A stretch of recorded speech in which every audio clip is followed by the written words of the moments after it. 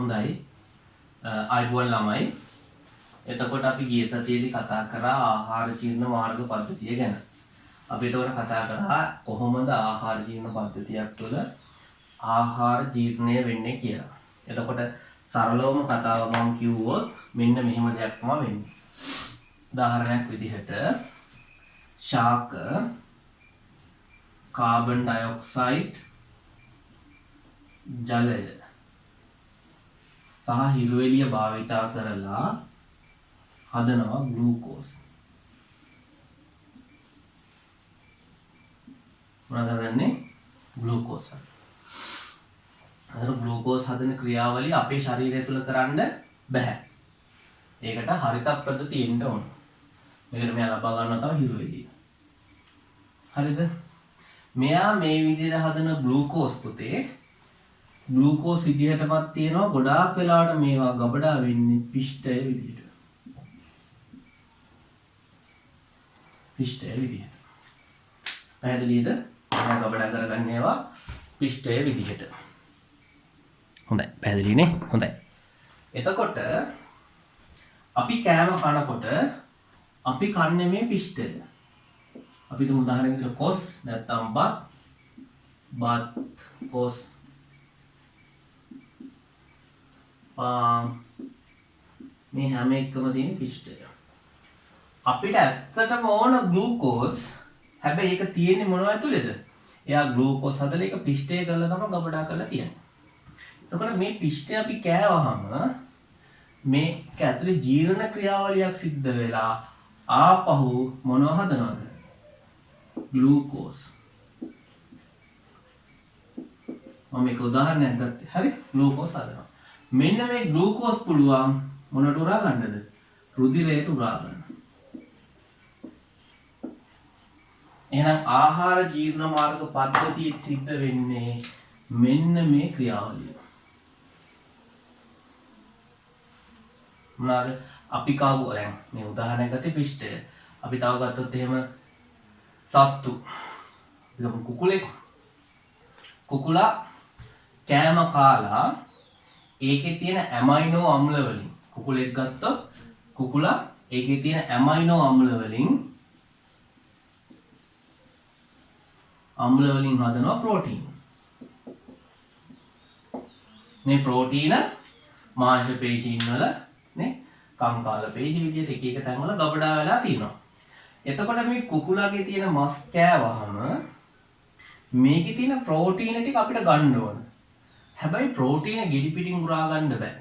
එතකොට මොකද වෙන්නේ? වෙනයි ලිපිද. හරි මේ ප්‍රෝටීන අපිට කෙලින් උරා ගන්න බෑ. එතකොට අපේ ශරීරය මොකද කරන්නේ? මේක ලබා දෙනවා අපේ ආහාර ජීර්ණ පද්ධතියට. ආහාර ජීර්ණ මාර්ග පද්ධතියට ලබා දුන්නාම ආහාර ජීර්ණ මාර්ග පද්ධතිය විසින් මේක ආපහු ඇමයිනෝ අම්ල තත්ත්වයට පත් කරනවා. ඇමයිනෝ අම්ල තත්ත්වයට පත් කරනවා. එතකොට අපේ ආහාර ජීර්ණ මාර්ග පද්ධතිය සිද්ධ වෙන්නේ මෙන්න මේ ක්‍රියාවලිය. පැහැදිලිනේ? එහෙනම් ශාක හදපු ග්ලූකෝස් මෙතන. සමහර ළමයි අහනවා මෙන්න මෙහෙම ප්‍රශ්නයක්. දැන් මේක ජීර්ණය වෙනකොට පිෂ්ඨය ග්ලූකෝස් වෙලා ග්ලූකෝස් නේද? මේ හයිඩ්‍රජන් දැන් ග්ලූකෝස් හැදලා තියෙන්නේ මොන වගේද? ග්ලූකෝස් හැදලා තියෙන්නේ C6යි H12යි O6යි.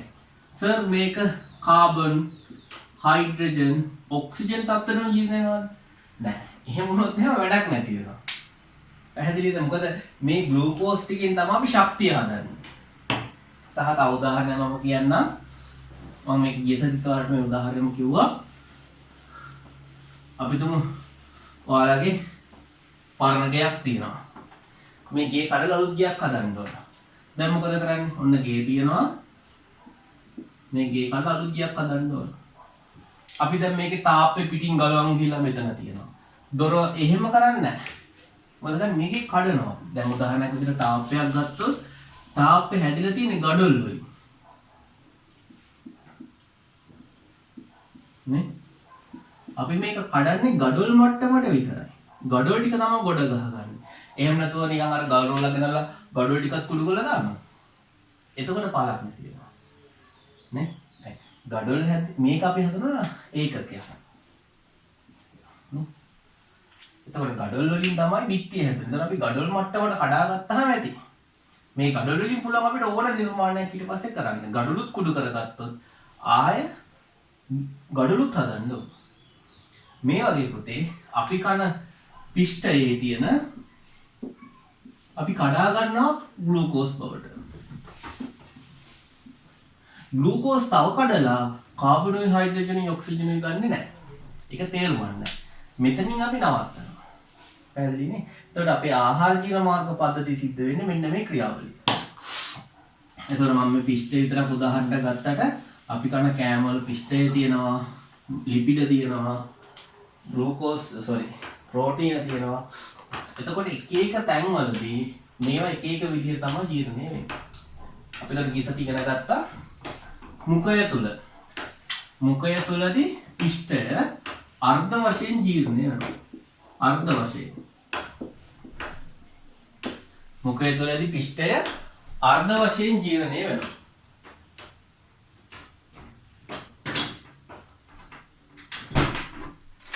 හරි. දැන් අපි දන්නවා මුඛය තුලදී අපි කරන ලොකු කෑම ගුලිය බත්තටයක් වේවා කොස්මොදුලක් වේවා මොකද කරන්නේ දත් වලින් හපනකොට යාන්ත්‍රික ජීර්ණයක් වෙලා කුඩා කොටස් වලට කැඩෙනවා. මේක එල යාන්ත්‍රික ජීර්ණය. මේක තවදුරටත් කෙලත් එක්ක අපි හපන්න රසායනික ජීර්ණයක් වෙලා මේකේ තියෙන පිෂ්ඨය විතරක් අර්ධ වශයෙන් මෝල්ටෝස් බවට පත් වෙනවා. පැහැදිලිද? හොඳයි. අපි මේ කිසි කතා කරා. මම වැඩි වෙලාවක් ගන්න ඒ ටිකට. ඊට අපි මේ කාපු ආහාර ටික ආමාශයට ආවහම ආමාශය වෙනවා තියෙන්නේ. ලවුනේ නෝලයිලා තියෙන. හරි. ආමාශයට ආවහම මේක ආමාශය ඇතුලේ පුතේ ආමාශය බිත්ති වලින් මේක හුත්තට අඹරනවා. අඹරන අතරතුර ආමාශයේ බිත්ති වලින් ශ්‍රාවය කරනවා හයිඩ්‍රොක්ලෝරික් අම්ලයයි පෙප්සින් කියන එන්සයිම් එක. මේක අඹරනවා මේ දෙකත් එක්ක මිශ්‍ර කර. හරි. මිශ්‍ර කර අඹරුවාම මේක ඇති වෙන හොඳ තලපයක්. අපි මේකට නමක් දෙනවා ආමලසය කියලා. පදයකට දෙන නම ආමලසය. තොර මේක ඇතුලේදී පුතේ අපි කාපු ප්‍රෝටීන් අර්ධ වශයෙන් ජීර්ණ වෙනවා පොලිපෙප්ටයිඩ් වලට. අර්ධ වශයෙන් ජීර්ණ වෙනවා මොන වලටද? පොලිපෙප්ටයිඩ්. පොලිපෙප්ටයිඩ් ජීර්ණය වුණාම තමයි ඇමයිනෝ අම්ල හම්බෙන්නේ. ඇමයිනෝ අම්ල හම්බෙන්නේ. ඒකට අපිට යන්න ඕන මෙතනට. එකපාරේ ක්‍රියාවලිය කරන්න බෑ. නේද? අපි 10 වසරේ පළවෙනි පාඩේ ඉගෙන ගත්තා. ප්‍රෝටීන හැදිලා තියෙන ඇමයිනෝ අම්ල වලින්. එහෙනම් අපිට ඕන ඇමයිනෝ අම්ල. නේද? හැබැයි එකපාරට එතනට යන්න බෑ. ඒ ආමාශයදී මොකද කරන්නේ? පෙප්සින් වලින් මේක පොලිපෙප්ටයිඩ් බවට පත් කරනවා. හරි ඔන්න ඔය ක්‍රියාවලිය තමයි ආමාශය තුලදී සිද්ධ වෙන්නේ. අපි මෙතන යනකම් ගිය සතිය හොඳට විස්තර කරා. ඒකට මේ වීඩියෝ පොඩ්ඩක් ආපහු බලන්න. හරි. එතකොට පුතේ සාමාන්‍යයෙන් මේ ආහාරය පැය 3ක් විතර ආමාශයේ තියෙනවා. හරි. පැය 3ක් විතර ආමාශයේ තියෙනවා. ඒ කියන්නේ මේකයි. මේක ආමාශයට ඇවිල්ලා මෙහෙම ජීර්ණ වෙන්න පටන් ගත්තාම මේ මෙන්න මේ ආමලසය ටික ටික ග්‍රහණියට ඇතුල් වෙන්න පටන් ගන්නවා. මේක මොකද්ද? පේනවනේ? ග්‍රහණිය. හරි. එතකොට පැය 3ක් විතර යනකොට අපි කෑම ඔක්කොම ටික ග්‍රහණියට ඇවිල්ලා. නැත්නම් එකපාර හෝස් ගාලා මේකට යන්නේ නැහැ. ටැප් එක ඇරියා වගේ.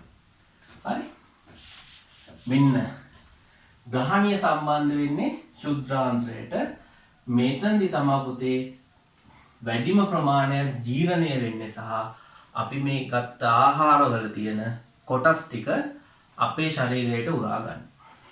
හරි? ඒක අපි දැන් බලමු. මෙන්න මේ ග්‍රහණියට මෙතනින් සම්බන්ධ වෙනවා අග්න්‍යාශය. මොකද්ද පුතේ මේක? අග්න්‍යාශය.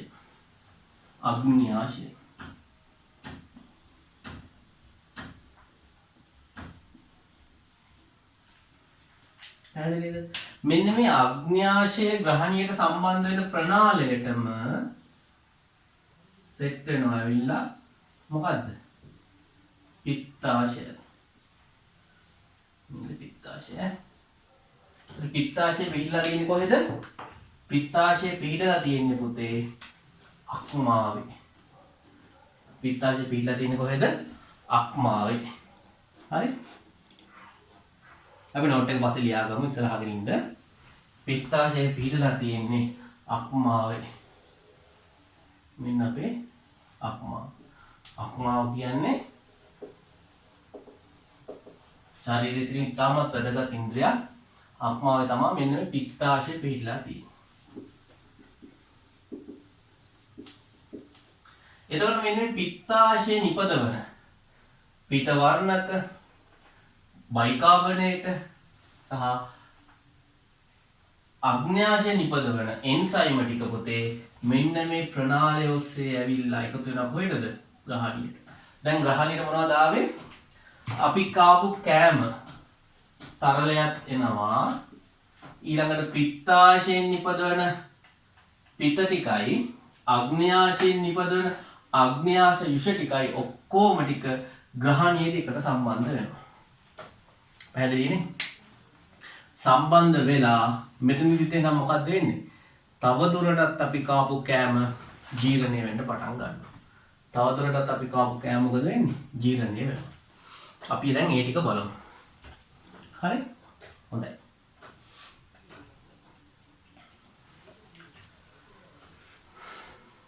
හොඳයි. අපි බලමු අග්න්‍යාශය නිපදවන එන්සයිම් ටික මොනවද කියලා. හරි? අග්න්‍යාශය නිපදවනවා අග්න්‍යාශික යුෂ. මේකේ තියෙනවා ට්‍රිප්සින්. ට්‍රිප්සින්, amylase,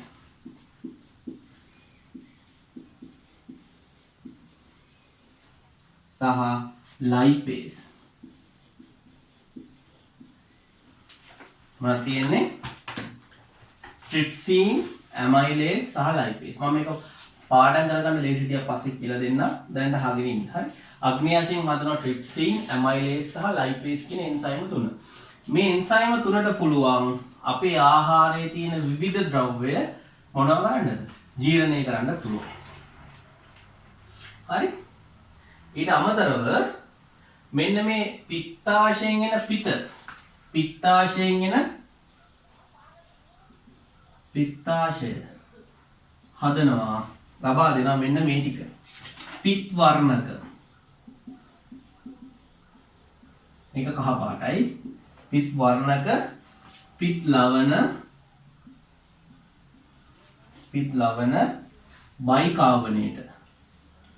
බයිකාබනේට ජලය.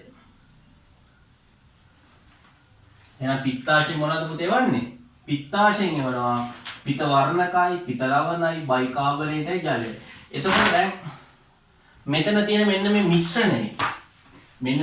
මිශ්‍රණේ ආමලසේ මොනවද තියෙන්නේ? අපි කාපු ආහාර, අර්ධ වශයෙන් ජීර්ණ වෙච්ච ආහාර, හයිඩ්‍රොක්ලෝරික් අම්ලය, පෙප්සින්, ට්‍රිප්සින්, amylase, lipase, අර පිත වර්ණක පිතෙන් ඔක්කොම ටික මිශ්‍රණයක් විදිහට තමයි මෙන්න මේ ග්‍රහණීය තුලින් ගමන් කරන්නේ. පැහැදිලිනේ? ග්‍රහණීය තුලින් ඔහොම ගමන් කරනවා. එතකොට මොකද්ද මෙතනදී වෙන්නේ? හරි? මෙතනදී වෙන ක්‍රියාව අපි මෙහෙම බලමු. මම මේක මකන්නම්. මෙන්න මේ ට්‍රිප්සින්ට පුළුවන් අර මෙතනින් ජීර්ණය නොවිච්ච ප්‍රෝටීන ටික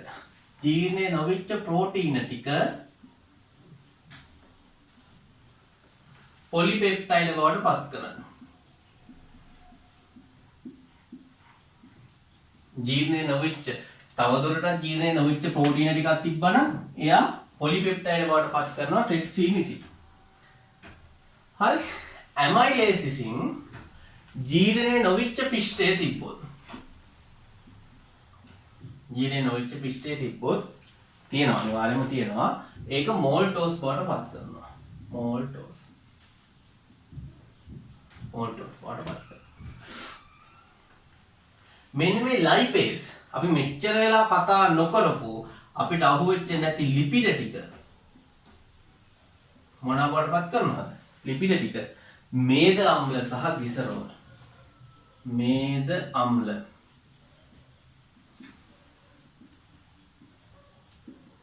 මම අපි 10 වසර ඉගෙන ගත්ත එක අනිත් පැත්තට ඉගෙන ගන්න. අපි 10 වසර ඉගෙන ගත්තා මේද අම්ලයි ග්ලිසරෝල් එකතු වෙලා ලිපිඩ හැදෙනවා කියලා. එතකොට අපේ ආහාර ජීර්ණ පද්ධතියේදී ලයිපේස් මොකද කරන්නේ? ලිපිඩ ටික මේද අම්ලයි ග්ලිසරෝල් බවට පත් කරනවා. පැහැදිලිනේ? හොඳයි. එතකොට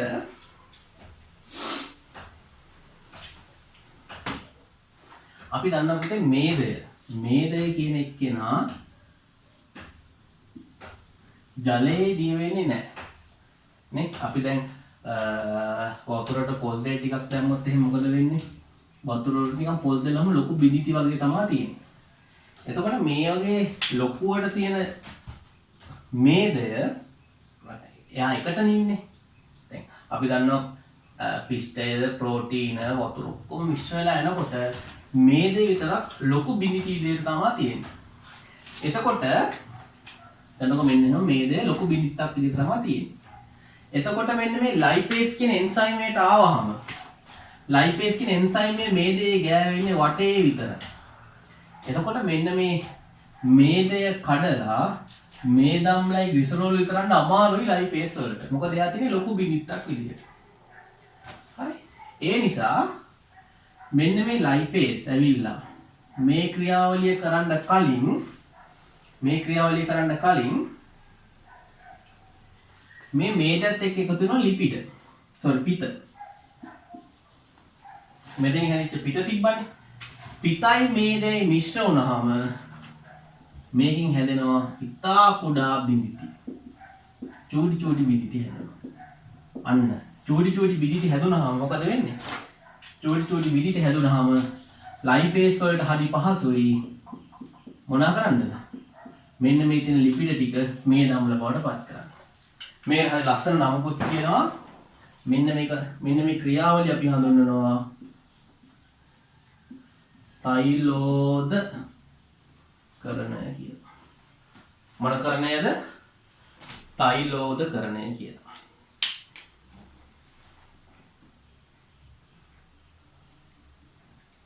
හරි?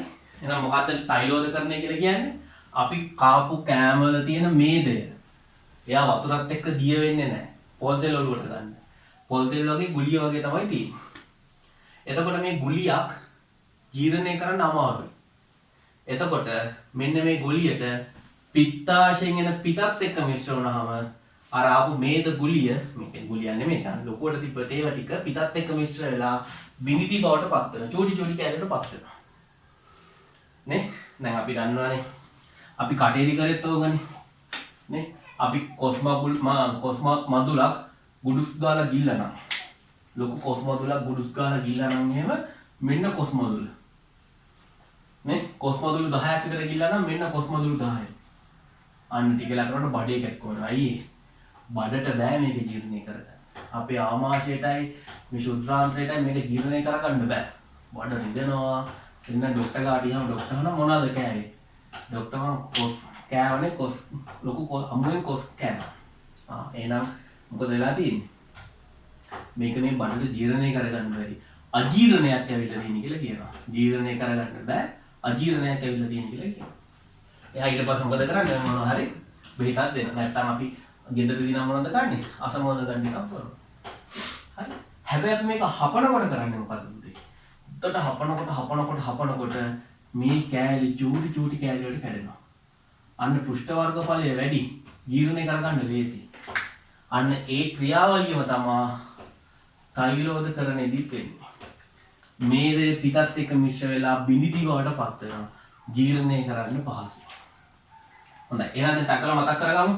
අපි කටින් කාපු කෑම වල තිබ්බා පිෂ්ඨය. තෛලීන් නිසා භාගයක් මෝල්ටෝස් වුණා. කොටසක් චුට්ටක්. බඩට ආවහම ප්‍රෝටීන් ටික පොලිපෙප්ටයිඩ් බවට පත් වුණා. නමුත් තාමත් මෙතනින් පිට වෙනකොට මෙතනින් යනකොට ජීර්ණය නොවෙච්ච පිෂ්ඨය ජීර්ණය නොවෙච්ච ප්‍රෝටීන් සහ ලිපිඩ තියෙනවා. මේ ලිපිඩ ටික එනවා ග්‍රහණයට. ග්‍රහණයේදී මේ දේ පිටත් එක්ක එකතු වෙලා බිලිති බවට පත් වෙනවා. ඊට පස්සේ අග්න්‍යාශයෙන් එන ට්‍රිප්සින් නිසා ජීර්ණය නොවෙච්ච සියලුම ප්‍රෝටීන ටික පොලිපෙප්ටයිඩ් බවට පත් වෙනවා. ජීර්ණය නොවෙච්ච සියලුම පිෂ්ඨය ඇමයිලේස් නිසා මෝල්ටෝස් බවට පත් වෙනවා. ජීර්ණය නොවෙච්ච ලිපිඩ ලයිපේස් නිසා මේද අම්ල සහ ග්ලිසරෝල් බවට පත් වෙලා තමයි ග්‍රහණය වෙන්නේ. පැහැදිලි නේද? හොඳයි. අපි එහෙනම් ලියාගමුද?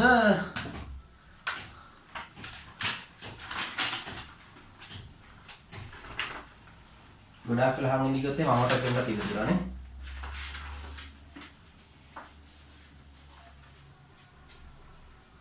කමන්නේ මම නෝට් එක පස්සේ දෙන්නම්. හරි මෙතන නිකන් ඔයාලට පැහැදිලිනේ. very good. දැන් පුතේ ඔන්න. දැන් අපිට පේනවා මේක බලු බැලමටම ප්‍රෝටීන පොලිපෙප්ටයිඩ් වෙලා විතරයි තියෙන්නේ. තවත් මේක ජීර්ණය වෙලා ඇමයිනෝ අම්ල බවට පත් වෙන්න ඕන. තාම මේක වෙලා නැහැ. ඇමයිනෝ අම්ල බවට පත් වෙන්න ඕන. ඒක වෙලා නැහැ. පිෂ්ඨය ග්ලූකෝස් නැත්තම් මොනොසැකරයිඩ් බවට පත් වෙන්න ඕන. තාම මේක වෙලත් නැහැ. එහෙනම් ඒක වෙන්නේ පුතේ මෙන්න මේ ශුද්ධාන්තයේදී. හරි? අපි එතකොට ඒක කොටස දැන් කතා කරමු.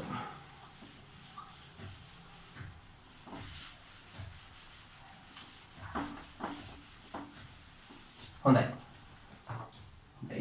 අපි දැන් බලමු ශුද්ධාන්තයේදී මොකද්ද වෙන්නේ කියලා.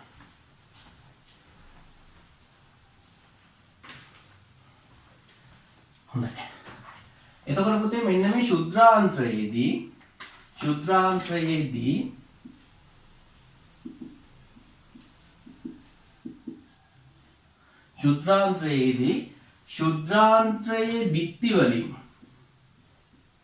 ශුද්ධාන්ත්‍රයේ බිත්ති වලින්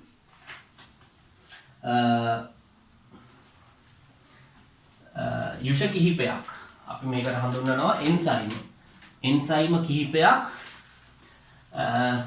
ශුද්ධාන්ත්‍රයේ බිත්ති විසින් ලබා දෙනවා.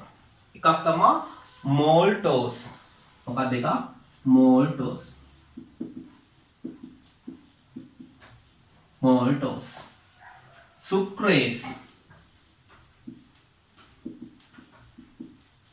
සුක්‍රේස්. ලැක්ටේස්. සහ පෙප්ටිඩේස්. සහ ශේෂ්මලය. වෙනවනේ ශේෂ්මලය. ඔන්න ওই ටික තමයි ශුද්ධාන්ත්‍රයේ බිත්ති වලින් ලබා දෙන එන්සයිම් ටික. මේ ශුද්ධාන්ත්‍රයේ පුතේ මීටර් 7ක් විතර දිගයි. හරි.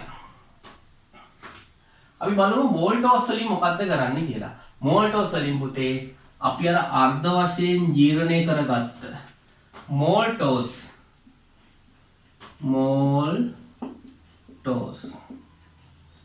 අර්ධ වශයෙන් ජීර්ණය කරගත්ත මේක මෝල්ටේස්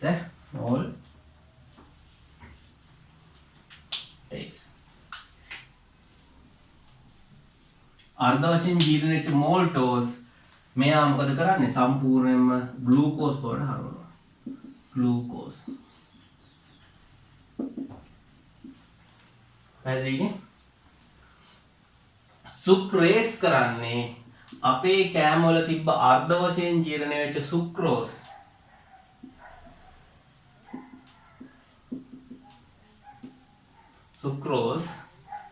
ග්ලූකෝස් සහ ෆ්‍රුක්ටෝස් බවට පත් වෙනවා. මොකද අපි 10 ඉගෙන ගත්තා සුක්‍රෝස් හැදෙන්නේ ග්ලූකෝස් අණුවයි ෆ්‍රුක්ටෝස් අණුවයි එකතු වෙලා කියලා. එහෙනම් ඒක අනිත් පැත්තට කඩනවා. ලැක්ටේස් වලින් කරන්නේ මොකද්ද? ලැක්ටේස් වලින් කරන්නේ ලැක්ටෝස්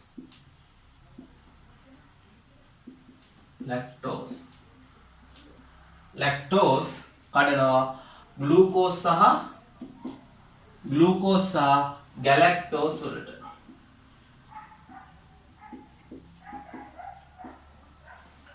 අපිට අන්තිමට හම්බ වෙනවා පෙප්ටිඩේස්. අන්න අපි මෙතනින් ජීර්ණය කරගත්ත පොලිපෙප්ටයිඩ් ටිකයි මෙතනින් ජීර්ණය කරගත්ත පොලිපෙප්ටයිඩ් ටිකයි නේ පොලිපෙප්ටයිඩ්.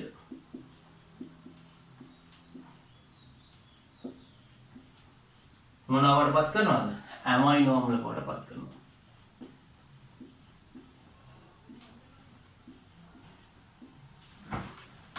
ශේෂ්මලේ මොකද කරන්නේ? ශේෂ්මලේ අන්න බලන්න පුතේ කොච්චර ලස්සනද කියලා. බලන්න අපි කොටසක් කටේදී ජීර්ණය කරා, කොටසක් ආමාශයේදී ජීර්ණය කරා, කොටසක් ග්‍රහණයේදී ජීර්ණය කරා. ඒ ටික සියල්ලම අර්ධ වශයෙන් ජීර්ණ වෙච්ච සියල්ලම ටික පුතේ මොකද කරේ?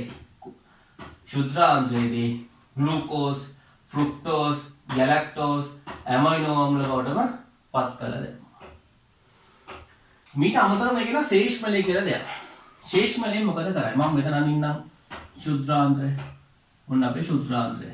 නේ මෙන්න මේ කොටස ලොකු කරාගෙන හිටන්නකො. දැන් ඔයාලා දන්නවා කුකුල් මස් කනකොට මේ දේ කරන්න එපා කවදාවත්. සමහර කට්ටිය කුකුල් මස් කනකොට පුතේ අර කට්ට හපනවා. හරි රසයිනේ කට්ට හපනවා. සමහරවල් අර කුකුලගේ අර මේ බෙල්ල තියෙන්නේ ඇට වගේ නාර තියෙන්නේ ඒක හපනවා. එතකොට හපලා ගිනිනවා. සාමාන්‍යයෙන් කියන්නේ බල්ලෙකුටවත් කුකුල් දඩු කෑලි දෙන්න එපා කියලා. ඇයි? ඔයාලා හොඳට බලන්න කුකුල් මස් හපනකොට කුකුලගේ දණ්ඩක් කකුලක් හරි මොකක් හරි හොඳට හැපුවාම ඔක කැඩෙන්නේ උල් විදියට. ඔන්න ඔය කෑලි තමයි. බොහොම තියුණු කෑලි වලට තමයි ඔක කැඩෙන්නේ. දැන් මේක කෑවහම පුතේ මේක සම්පූර්ණයෙන් ජීර්ණය කරන්න බෑ අපේ ආමාශයේ තියෙන විෂ වලට. ග්‍රහණයේ ජීර්ණය වෙන්නේ නැහැ. ඉතින් මේක මෙහෙම යනකොට වැඩි තමයි යන්නේ. තුවාල වෙවි යනවා. මෙහෙම තුවාල වුණාම මොකද වෙන්නේ? නේ? දැන් අපි දන්නවා අතේ තුවාලයක් වුණාම මොකද කරන්නේ? හුදුවට හොදලා බෙහෙත් දාලා තියෙනවා වේලලා. හැබැයි ඔක හැමදාම තෙත් තුනක් මොකද වෙන්නේ? තුවාල හොඳ වෙයිද? හොඳ වෙන්නේ. අපේ මේ ශුද්ධාන්ත්‍රයේ තියෙන බිත්ති තුවාල වෙන්න පුළුවන් අර වගේ කී ද්‍රව්‍ය නිසා. එතකොට බත් කනකොට වැරදිලා මාළු කට්ටක් ගිරෙනවා. අපි කන කෑම වල තියෙන තියුණු කොටස් නිසා සමහරවිට මේ ශුද්ධාන්ත්‍රයේ තියෙන බිත්ති මොනවා වෙන්න පුළුවන්ද? තුවාල වෙන්න පුළුවන්. ඔන්න ඕක නවත්තන්න මෙන්න මේ තුවාල වෙන එක නවත්තන්න තමයි ශේෂ්මලය ශ්‍රාවය වෙන්නේ. මොනවාද? ශේෂ්මලය. ආහාරය මොකද කරන්නේ? ස්නේහණය කරනවා. මේක නිකන් අර දියාරු නිකන් හොටු වගේ දෙයක්. හරි නිකන් ශේෂ්මලේ. ඒක මොකද මේක වටේ ගෑවිලා ආහාරවලත් වටේට ශේෂ්මලේ ගෑවිලා නිකන් දන්නව නිකන් දිය සෙවලා වගේ තියෙනවා. එතකොට අපි ආහාර ගොලිය ගිල්ලාම බුස් කරලා මේක දිගියනවා.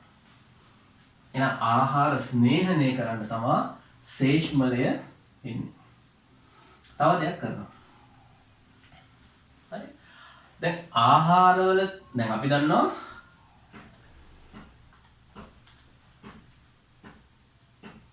මම කියලා දෙන්නම්. හරි. හරි. එතකොට මේ ආහාර මාර්ග පද්ධතියත් හැදිලා තියෙන්නේ පුතේ ප්‍රෝටීන් අඩංගු සංඝටක වලින්. නේ අපේ ශරීරයේ දැන් මාංශ පේශීන් හැදිලා තියෙන ප්‍රෝටීන් අඩංගු සංඝටක වලින්. එතකොට අපි කාපු ප්‍රෝටීන ටික ජීර්ණය කරන්න පෙප්සින් එනවා නේ. ඊට පස්සේ පෙප්ටිඩේස් එනවා. මේවට පුළුවන් අපේ ආහාර ජීර්ණ මාර්ග පද්ධතිය මොනව කරන්න? ජීර්ණය කරන්න. එහෙම වුණොත් මාර වෙන්නේ. සති දෙකක් තුනක් යනකොට අපේ ශුද්ධාන්තය නැහැ. ඇයි ඌ කාලා ප්‍රෝටීන් ටික ජීර්ණය කරලා ශුද්ධාන්තය ජීර්ණය කරලා. දැන් ඔන්න මොකද්ද නැත්තේ? ශුද්ධාන්තය නැහැ අපේ බඩේ. එහෙම වෙනවද? එහෙම වෙන්නේ නැහැ. අපි අර කාපු ශේෂ්මලේ මොකද? කාපු ශේෂ්මලේ නෙමෙයි. ආපු ශේෂ්මලේ මොකද කරන්නේ? ශේෂ්මලේ මේක වටේ බිත්ති වටේට ගෑවිලා මෙන්න මේ ශුද්ධාන්ත්‍රයේ බිත්ති ජීර්ණය කරන එක නවත්තනවා. පැහැදිලිනේ? හොඳයි. very good.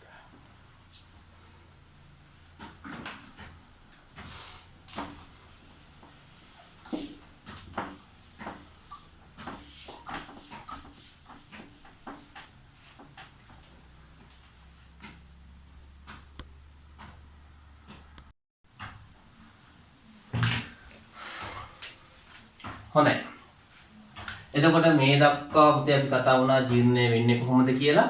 දැන් අපි කතා කරමු ජීර්ණය වුණාට පස්සේ මොකද්ද වෙන්නේ කියලා. හරි. එතකොට මම මේ අපේ ශුද්ධාන්ත්‍රයේ හරස් මෙතනින් කපලා මේ පැත්තෙන් බැලුවොත් ශුද්ධාන්ත්‍රය දිහා මේ පැත්තෙන් බැලුවොත් අපිට ශුද්ධාන්ත්‍රය දැක ගන්න පුළුවන් මේ විදිහට ගොඩාක් නිකන් අර නාලයක් නෙමෙයි. නිකන් වම් බටයක් නෙමෙයි. මේක මැද නිකන් ඔන්න ඔහොම කෑලි කෑලි පිහිටනවා. නෙරීම් පිහිටනවා. පැහැදිලිද? ඊළඟට මේ ශුද්ධාන්ත්‍රය මීටර 7ක් විතර දිගයි. හරි? මෙන්න මේ රැලි වල පුතේ මෙන්න මේ රැලි වල අපි ලොකු කරලා බලුවොත් මෙන්න මෙහෙම නිකන් හිතන්නකෝ මානා තියෙනවා කියලා. කන්දක මානා තියෙනවා එක යායකට. අර මානා වලින් අපි නිකන් අත් දෙක උඩින් අහසෙන් ගිහලා ඔහොම අල්ලගෙන යනකොට දැනෙන්නේ. ඒ වගේ නිකන් කෙඳි ගොඩාක් තියෙනවා මෙන්න මේ ශුද්ධාන්ත්‍රය. පැහැදිලිද? අපි මේවට නමක් දෙනවා අංගුලිකා කියලා. පැහැදිලිද? මේ අංගුලිකාව ඇතුලේ මේ අංගුලිකාවල තව ඔය වගේ කෙඳි ගොඩාක් තියෙනවා. මම මේකට ලස්සන රූපය සටහනකුයි වීඩියෝ එකකුයි දැන් දාන්නම් බලුවම ඔයාලට ඒක තේරෙයි. පැහැදිලිද? ඊට අමතරව මේ අංගුලිකාව වලට හැම අංගුලිකාවකටම වගේ හොඳ රුධිර සැපයුමක් තියෙනවා. හරිද? එතකොට මේ ශුද්ධාන්ත්‍රය හැඩ ගැහිලා තියෙන්නේ අපි කාපු ආහාරවල තියෙන පෝෂක කොටස් රුධිරයට උරා ගන්න පුළුවන් විදිහට. පැහැදිලිද? මේ විදිහට ඇයි මේ රැලි තියෙන්නේ? දැන් බලන්න නිකම් බටයක් තිබ්බනම් නේද? ඔය නිකම් බටේ අපි හිතමු උදාහරණයකට මේ බටේ අපි තින්ත ගෑවා කියලා. ඇතුලේ ওই චුට්ට විතරයි තින්ත ගන්න ඕන. හැබැයි මේකේ රැලි තිබ්බනම් මේ අපිට විශාල ප්‍රමාණයක තින්ද ගන්න. ඒ කියන්නේ වර්ගඵලය වැඩි. නේ? වර්ගඵලය වැඩි වෙලා තියෙනවා. දිග වැඩි වෙලා තියෙනවා. අංගුලිකා. මේ රුධිර නාලයක් මෙහෙම කපලා බැලුවොත් මෙන්න මෙහෙම අංගුලිකා විශාල ප්‍රමාණයක් තියෙනවා. එතකොට අපි අර කාපු ආහාරයේ ශේෂ්මලත් එක්ක කොහොම යනකොට මේ ආහාරයේ තියෙන විවිධ පෝෂක කොටස් මොකද කරන්නේ? මේවා වලින් උරා ගන්නවා. එහෙනම් මෙන්න මේ අංගුලික වලින් උරා ගන්නවා පුතේ ඇමයිනෝ අම්ල. වෙන මොනවද? විටමින්, khනිජ ලවණ, මොනොසැකරයිඩ්. අපේ ආහාරවල තියෙන ඇමයිනෝ අම්ල, විටමින්, khනිජ ලවණ, මොනොසැකරයිඩ් මේ හැම දෙයක්ම උරා ගන්නවා මෙන්න මේ අංගුලිකා වලින්. මේ අංගුලිකා වල තියෙනවා පුතේ රුධිර කේශනාලිකා. මේ රුධිර කේශනාලිකා වලින් මොකද කරන්නේ? මේ එන ඇමයිනෝ අම්ල ටික, විටමින් ටික, khනිජ ලවණ ටික, මොනොසැකරයිඩ් ටික සියල්ලම උරාගෙන රුධිරයට ලබා ගන්නවා. පැහැදිලිද? හොඳයි. මම මේක නෝට් එකේ ලියනකොට ආපහු විස්තර කරන්නම්. එතකොට මෙන්න මේ දම් පාටින් පෙන්නන්නේ පයෝලස නාලිකාව.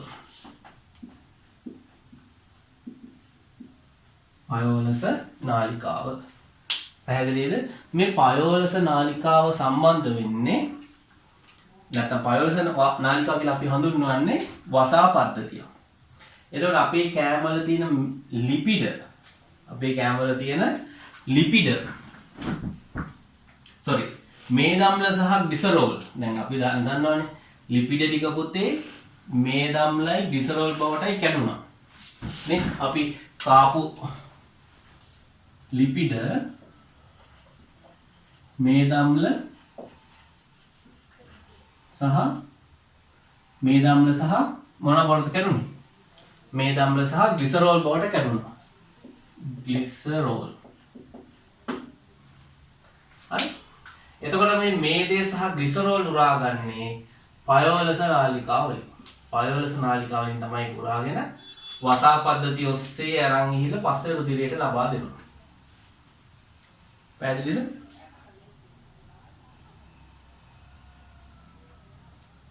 එතකොට අපේ කෑමවල තියෙන ඇමයිනෝ අම්ල, khනිජ ලවණ, මොනොසැකරයිඩ්, ඒ කියන්නේ ග්ලූකෝස්, ෆ්‍රුක්ටෝස් වගේ දේවල් ටික ඔක්කොම මෙන්න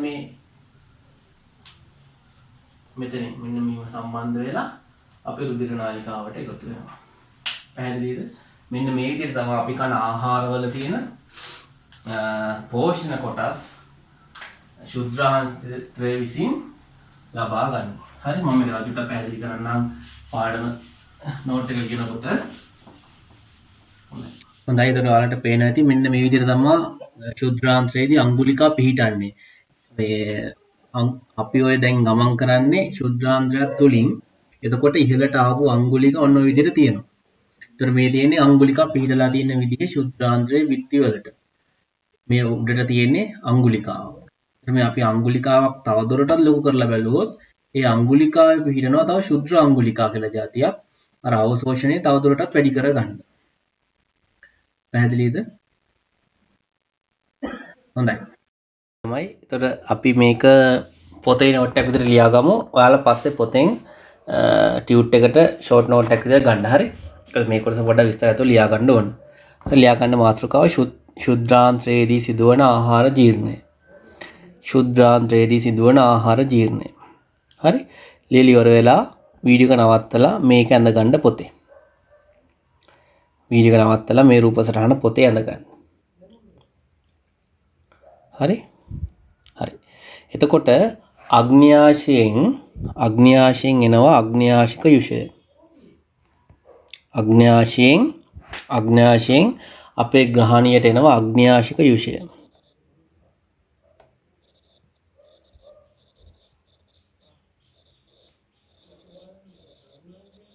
මේ අග්න්‍යාශික යුෂයේ අඩංගු වෙනවා ට්‍රිප්සින්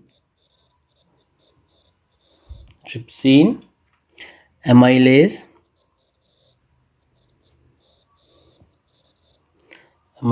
ලයිපේස්. මෙතනම ලියා ගන්න. එතකොට පාඩම් කරනකොට ලේසි. හරි. පිත්තාශයෙන් අපි දන්නවා අපිට පිත්තාශයෙන් ලැබෙනවා. මම ඒක ටිකක් පල්ලෙහෙන් ලියන්නම්. පිත්තාශයෙන් ලැබෙනවා පිත් වර්ණක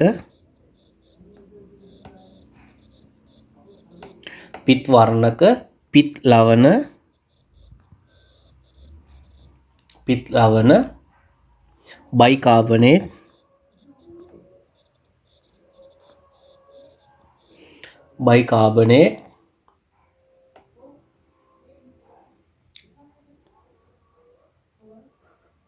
ජලය. මෙන්න මේ ටික පිත්තාශයෙන් ලැබෙනවා. ඒතර මේ ටික පිත්තාශයෙන් ලැබෙනවා අග්න්‍යාශික යුෂය ලැබෙනවා. පැහැදිලිද? ඒතර ওই ටික අපේ අර ආමාශයෙන් ආපු ආමලසයත් එක්ක එකතු වෙලා තමයි පල්ලෙහාට එන්නේ. මෙහෙම පල්ලෙහාට එනකොට පුතේ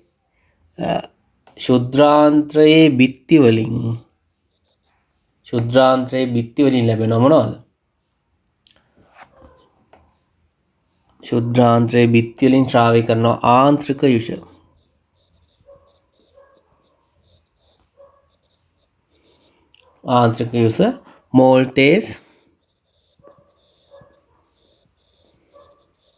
මෝල්ටේස්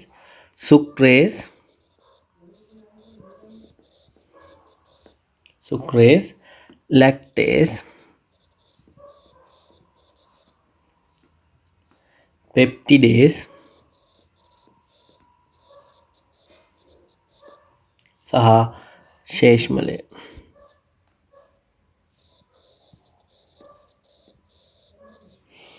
මෙන්න මේ ටික තමයි ආන්ත්‍රික විෂ විදිහට ශුද්‍රාන්තයෙන් ලැබෙන්නේ. මේ ටික පුතේ එක තැනක ලියා ගන්න. ඒතකොට ලස්සන රූපසාරණ අපිට පේන්න තියෙනවා.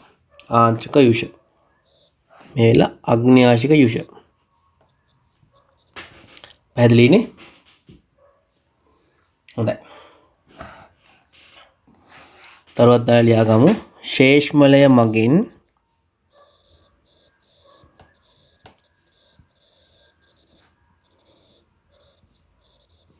ශේෂ්මලය මගින් ආහාර ස්නේහනය කරයි.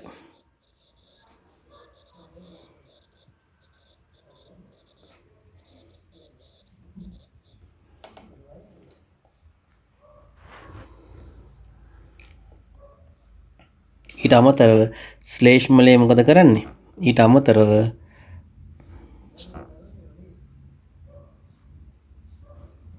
ඊට අමතරව ආමාශ බිත්තිය හා ශුද්‍රාන්ත්‍ර බිත්තියේ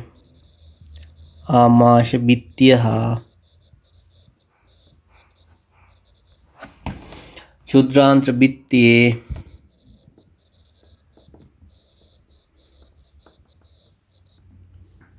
අඩංගු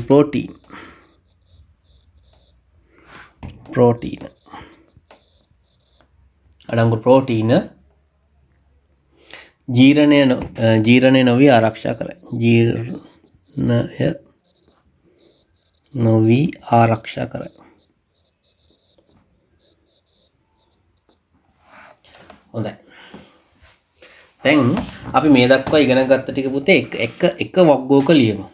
හරි? අපි මේ දක්වා ඉගෙන ගත්ත ටික එක වග්ගෝක ලියමු. හරි. එහෙනම් පුතේ මෙන්න අග්න්‍යාශය ශ්‍රාවය කරන අග්න්‍යාශය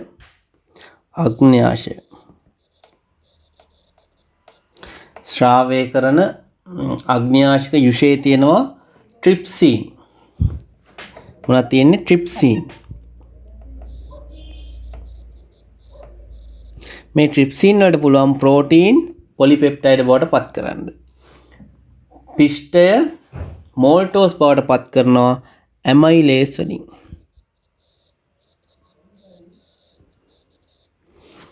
ලිපිඩ මේදම්ල සහ ග්ලිසරෝල් බවට පත් කරනවා ලයිපේස්. එහෙනම් මේ ටික වෙන්නේ කොතෙන්ද පුතේ? අග්න්‍යාශික යුෂය නිසා සිදුවන්නේ මෙන්න මේ ටික. අග්න්‍යාශික යුෂය නිසා මේ ටික සිද්ධ වෙනවා. ඊට පස්සේ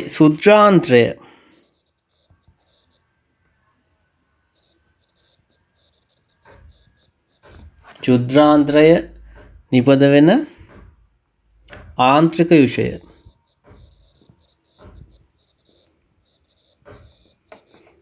ආන්ත්‍රික යුෂය මොකද කරන්නේ? හරි, දැන් ඔයාලට තේරෙන්න ඕන නේ. ආමාශයෙන් ආව ග්‍රහණියෙන් තමයි ට්‍රිප්සින් ඇමයිලේස් ලයිපේස් ටික ආවේ. ඒකින් ප්‍රෝටීන් පොලිපෙප්ටයිඩ් කරා, පිෂ්ඨය මෝල්ටෝස් කරා, ලිපිඩ මේදම්ල සහ ග්ලිසරෝල් බවට පත් කරා.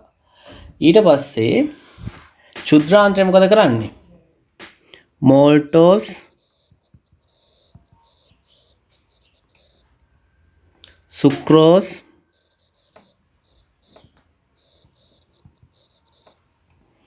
සහ ලැක්ටෝස් කියන ඩයිසැකරයිඩ් නේ. මේවා හැදෙන්නේ මොනවා එකතු වෙලාද? මෝල්ටෝස් හැදෙන්නේ ග්ලූකෝස් අණු දෙකක් එකතු වෙලා. සුක්‍රෝස් හැදෙන්නේ ග්ලූකෝස් අණුවකුයි ෆ්‍රුක්ටෝස් අණුවකුයි එකතු වෙලා. ලැක්ටෝස් හැදෙන්නේ ග්ලූකෝස් ගැලැක්ටෝස් එකතු වෙලා. එහෙනම් ආන්ත්‍රික යුෂයේ තියෙනවා මෝල්ටේස් සුක්‍රේස් ලැක්ටේස්. හරි, අපි එකක් දිහා ගමු. ආන්ත්‍රික යුෂයේ තියෙන මෝල්ටේස් ග්ලූකෝස් බවට පත් කරනවා.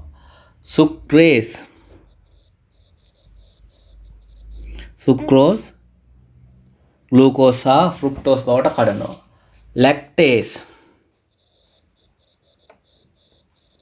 ලැක්ටෝස් ග්ලූකෝසුයි ගැලැක්ටෝසුයි බවට කඩනවා. තව අපිට හම්බුණා පෙප්ටිඩේස් කියලා එකක්. එහෙනම් අර පුතේ මෙතන ප්‍රෝටීන් පොලිපෙප්ටයිඩ් බවට කඩුවානේ. මෙන්න මේ පොලිපෙප්ටයිඩ්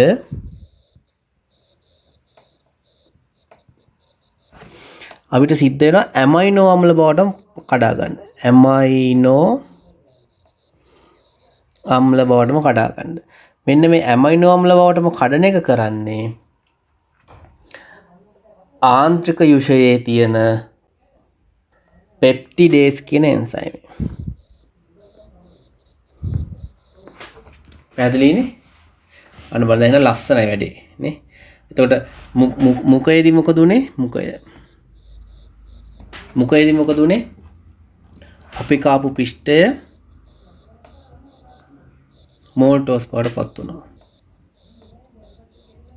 අපි කාපු පිෂ්ඨය මෝල්ටෝස් බවට පත් වුණා ටයලින් කියන එන්සයිම නිසා. ආමාශයේදී ප්‍රෝටීන් පොලිපෙප්ටයිඩ් වඩපත් වුණා HCl සහ මොනවා නිසාද? HCl සහ පෙප්සින් නිසා. මේ ආමාශය. බලන්න අපි කාපු ආහාරවල තිබ්බ පිෂ්ඨය ටික මෝල්ටොස් වුණා. ප්‍රෝටීන් ටිකක් පොලිපෙප්ටයිඩ් වුණා. ජීර්ණය කරගන්න බැරි ටික ගියා ග්‍රහණියට. ග්‍රහණියේදී ප්‍රෝටීන් ටික පොලිපෙප්ටයිඩ් වෙනවා, පිෂ්ඨය මෝල්ටොස් වෙනවා, ලිපිඩ මේදම්ල සහ ග්ලිසරෝල් බවට පත් වෙනවා. ඊටත් පස්සේ සුද්ධාන්ත්‍රයේදී ආන්ත්‍රික යුෂය නිසා මෝල්ටොස් ග්ලූකෝස් වෙනවා. අර අපි කාපු ආහාර අන්තිමට මොකද උනේ? සරලතම ද්‍රව්‍ය බවට පත් වුණා. කොටින්ම කියනවා නම් මෙන්න මේක උනේ. අපි ගත්ත කාබෝහයිඩ්‍රේට්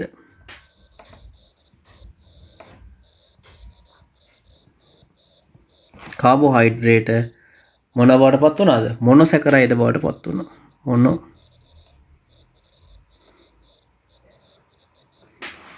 ප්‍රෝටීන්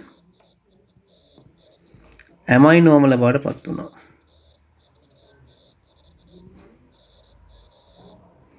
ලිපිඩ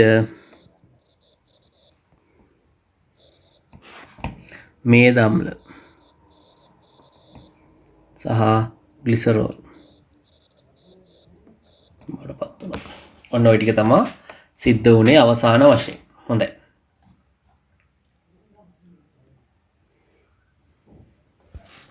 පුතේ තරුවක් දාලා ලියා ගන්න. ග්‍රහණියේදී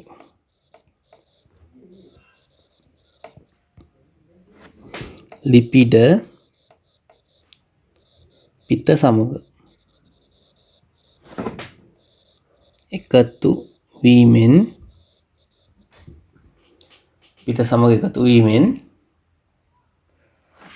බිඳිති බවට පත්වේ.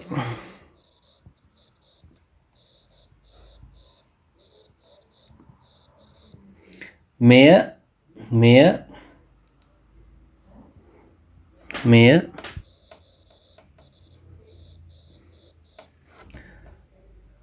තෛලෝදකරණය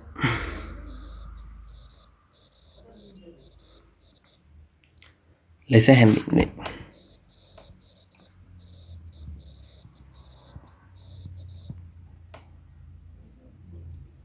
හරි, එතකොට මොකද වෙන්නේ?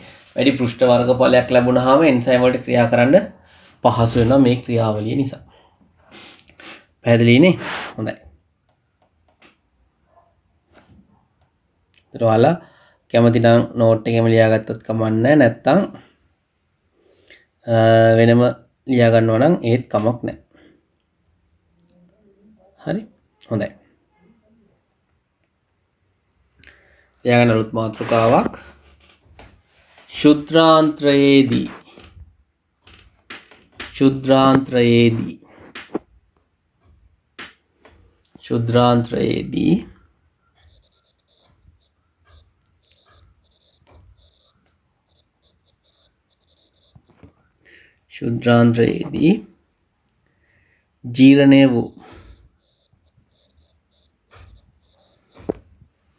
ශුද්ධාන්ත්‍රයේදී ජීර්ණය වූ ඇමයිනෝ අම්ල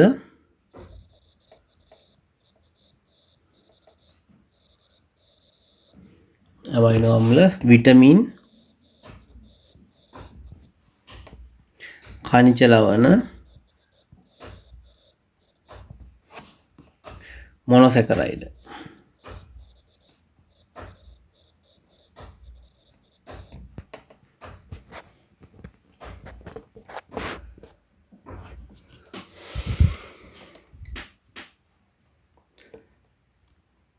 ශරීරයට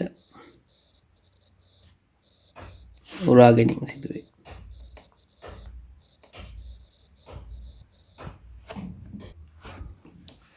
හරි, තරුවක් දාලා ලියා ගමු පුතේ. ශුද්ධාන්ත්‍රයේදී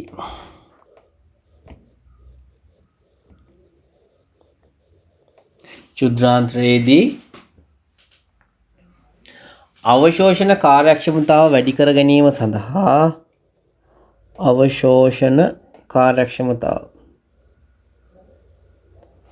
කර ගැනීම සඳහා හරි ශුද්‍රාන්ත්‍රය පහත පරිදි අනුවර්තනය වී ඇත. ශුද්‍රාන්ත්‍රය පහත පරිදි අනුවර්තනය වී ඇත.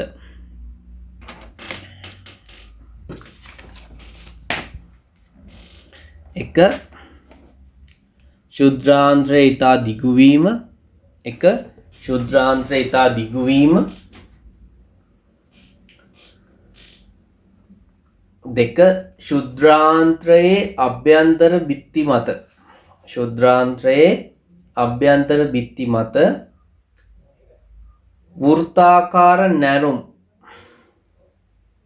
වෘත්තාකාර නැමුම් පිහිටා තිබීම.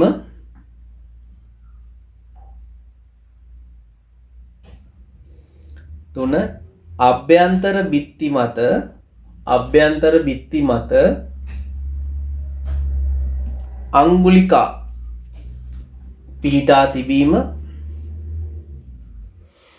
අංගුලිකා පිහිටා තිබීම.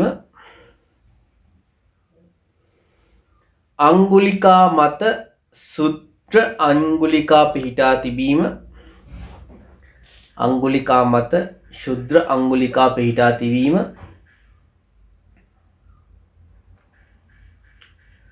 අංගුලිකා බිත්ති ඉතා තුනී වීම. අංගුලිකා බිත්ති ඉතා තුනී වීම සහ අංගුලිකාවලට මනා රුධිර සැපයුමක් තිබීම. අංගුලිකාවලට මනා රුධිර සැපයුමක් තිබීම. හරි. හොඳයි. ඔයාලා දකින්න ඇති දැන් අංගුලිකාවක් පිහිටන්නේ කොහොමද කියලා මම වීඩියෝ එකෙන් පෙන්නුවා. හරිද? එතකොට ඔයාලට පේනදී අංගුලිකා අපි අඳිමු. හරි. එතකොට මෙන්න මෙහෙම ආපු ශුද්‍රාන්ත්‍රයක් නේද? මෙන්න මෙහෙම රැලිති තමයි තියෙන්නේ. මම ඔක කැපුවොත් එහෙම මෙන්න මේ වගේ බලා ගන්න පුළුවන්. මේ අංගුලිකාවේ බිත්තිය ශුද්‍රාන්ත්‍රයේ බිත්තිය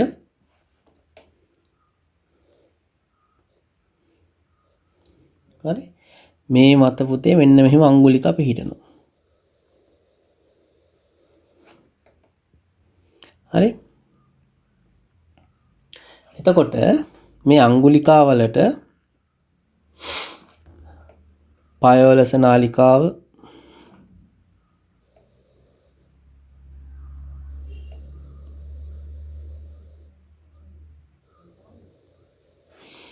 මේ මොකද්ද?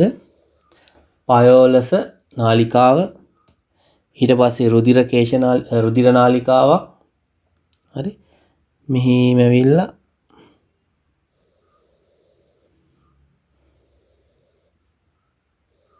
හරි මෙතන රුධිර කේශ නාලිකාවක් සම්බන්ධ වෙනවා. මේ රුධිර කේශ නාලිකාව සම්බන්ධ වෙනවා ඊට පස්සේ මොකේටද? මේ දමනියක් ඒක සම්බන්ධ වෙනවා ශිරාවකට.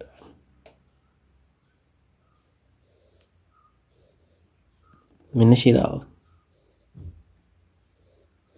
නුරුපරණකුත් දාන්න ශිරාවටත් එක සම්බන්ධ වෙනවා. පැහැදිලිද? එතකොට මේ අංගුලිකා මත ඉතා තුනී සෛල ස්තරයක් පිහිටන්නේ. ඉතාමත් තුනී සෛල ස්තරයක්. මේක අදින්නම් වෙන පාටකින්.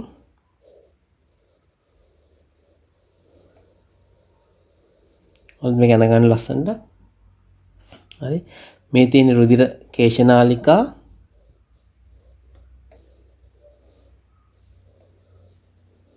රුධිර කේශනාලිකා. මෙතන පිටින අපිච්ඡද සෛල.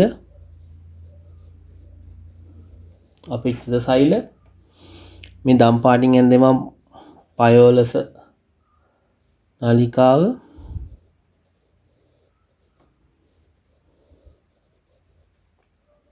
හරි.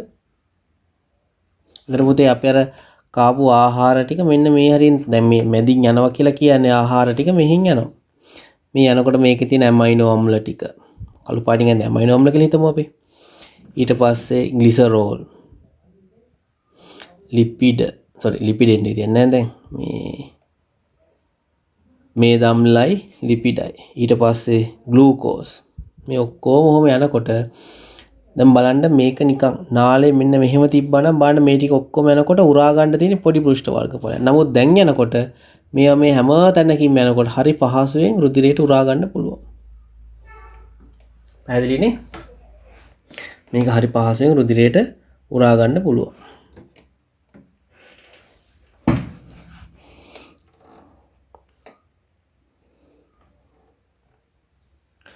මේද අම්ල ලියාගන්න මේද අම්ල හා ග්ලිසරෝල් පයෝලස නාලිකාවට අවශෝෂණය වේ.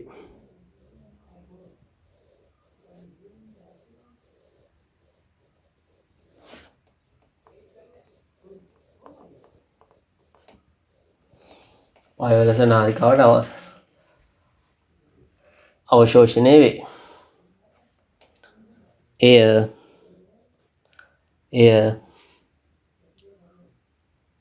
වසා පද්ධතිය ඔස්සේ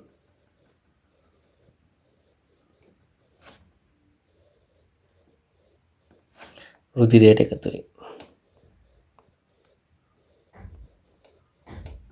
වසා පද්ධතිය ඔස්සේ රුධිරයට එකතු වේ.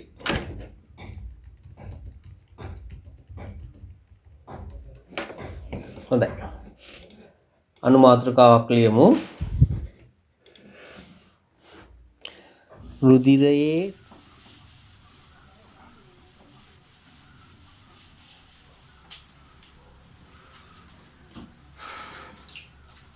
දැන් මෙහෙම ප්‍රශ්නයක් තියෙනවා. මොකක්ද දැන් ප්‍රශ්නේ? අපි කෑම කෑවහම අපි කාපු කෑම වල තියෙන ග්ලූකෝස් ටික කොටසක් ආමාශය දුරා ගන්නවා. ඉතින් සියල්ලම ශුද්ධාන්තරයේදී උරා ගන්නවා ශරීරයට. උරා ගත්තාම සාමාන්‍යයෙන් අපේ රුධිරය ගත්තොත් අපේ රුධිරයේ තියෙන්න පුළුවන් ප්‍රමාණයක් තියෙනවා ග්ලූකෝස්. අපි තුමු 80යි 120යි මිලිග්‍රෑම් per liter කියලා ඩෙසිලීටර් කියලා. හරි. එතකොට අපේ රුධිරයේ ග්ලූකෝස් ප්‍රමාණය අඩු වුණොත් පුතේ කෝමා එකක් හැදෙන්න පුළුවන්. කෝමා එක කියන්නේ මොකද්ද? කිසි දෙයක් දැනෙන්නේ නැහැ. මොකද ග්ලූකෝස් කියන එක ඉතාම වැදගත් අපේ මොලේ ක්‍රියාකාරීත්වයට. පැහැදිලිද? ඒතර ග්ලූකෝස් ලැබෙන එක රුධිරයේ තියෙන ග්ලූකෝස් ප්‍රමාණය අඩු වුණොත් ඒක ලොකු ප්‍රශ්නයක්. ඒ වගේම ග්ලූකෝස් ප්‍රමාණය රුධිරයේ වැඩි වුණොත් ඒකත් ප්‍රශ්නයක්. හරි. දැන් අපි දන්නවා අපි කෑම කෑවහම පැය දෙකක් විතර යනකොට මේක ශුද්ධාන්තය ඇවිල්ලා රුධිරයට ග්ලූකෝස් ටික උරා ගන්නවා. ග්ලූකෝස් ටික උරා ගන්නකොට රුධිරයේ තියෙන ග්ලූකෝස් ප්‍රමාණය මෙන්න දැන් වැඩි වෙනවා. රුධිරයේ තියෙන ග්ලූකෝස් ප්‍රමාණය වැඩි වෙනවා. තියෙන්න ඕන 120යි. දැන් මොන්න වැඩි වේගන එනවා. දැන් අපේ ශරීරය දන්නවා මේක අපේ ශරීරයට එච්චර හොඳ නැහැ කියලා. එතකොට මෙන්න මේ වැඩි වෙන ග්ලූකෝස් ටික తాවකාලිකව ග්ලයිකෝජන් කරලා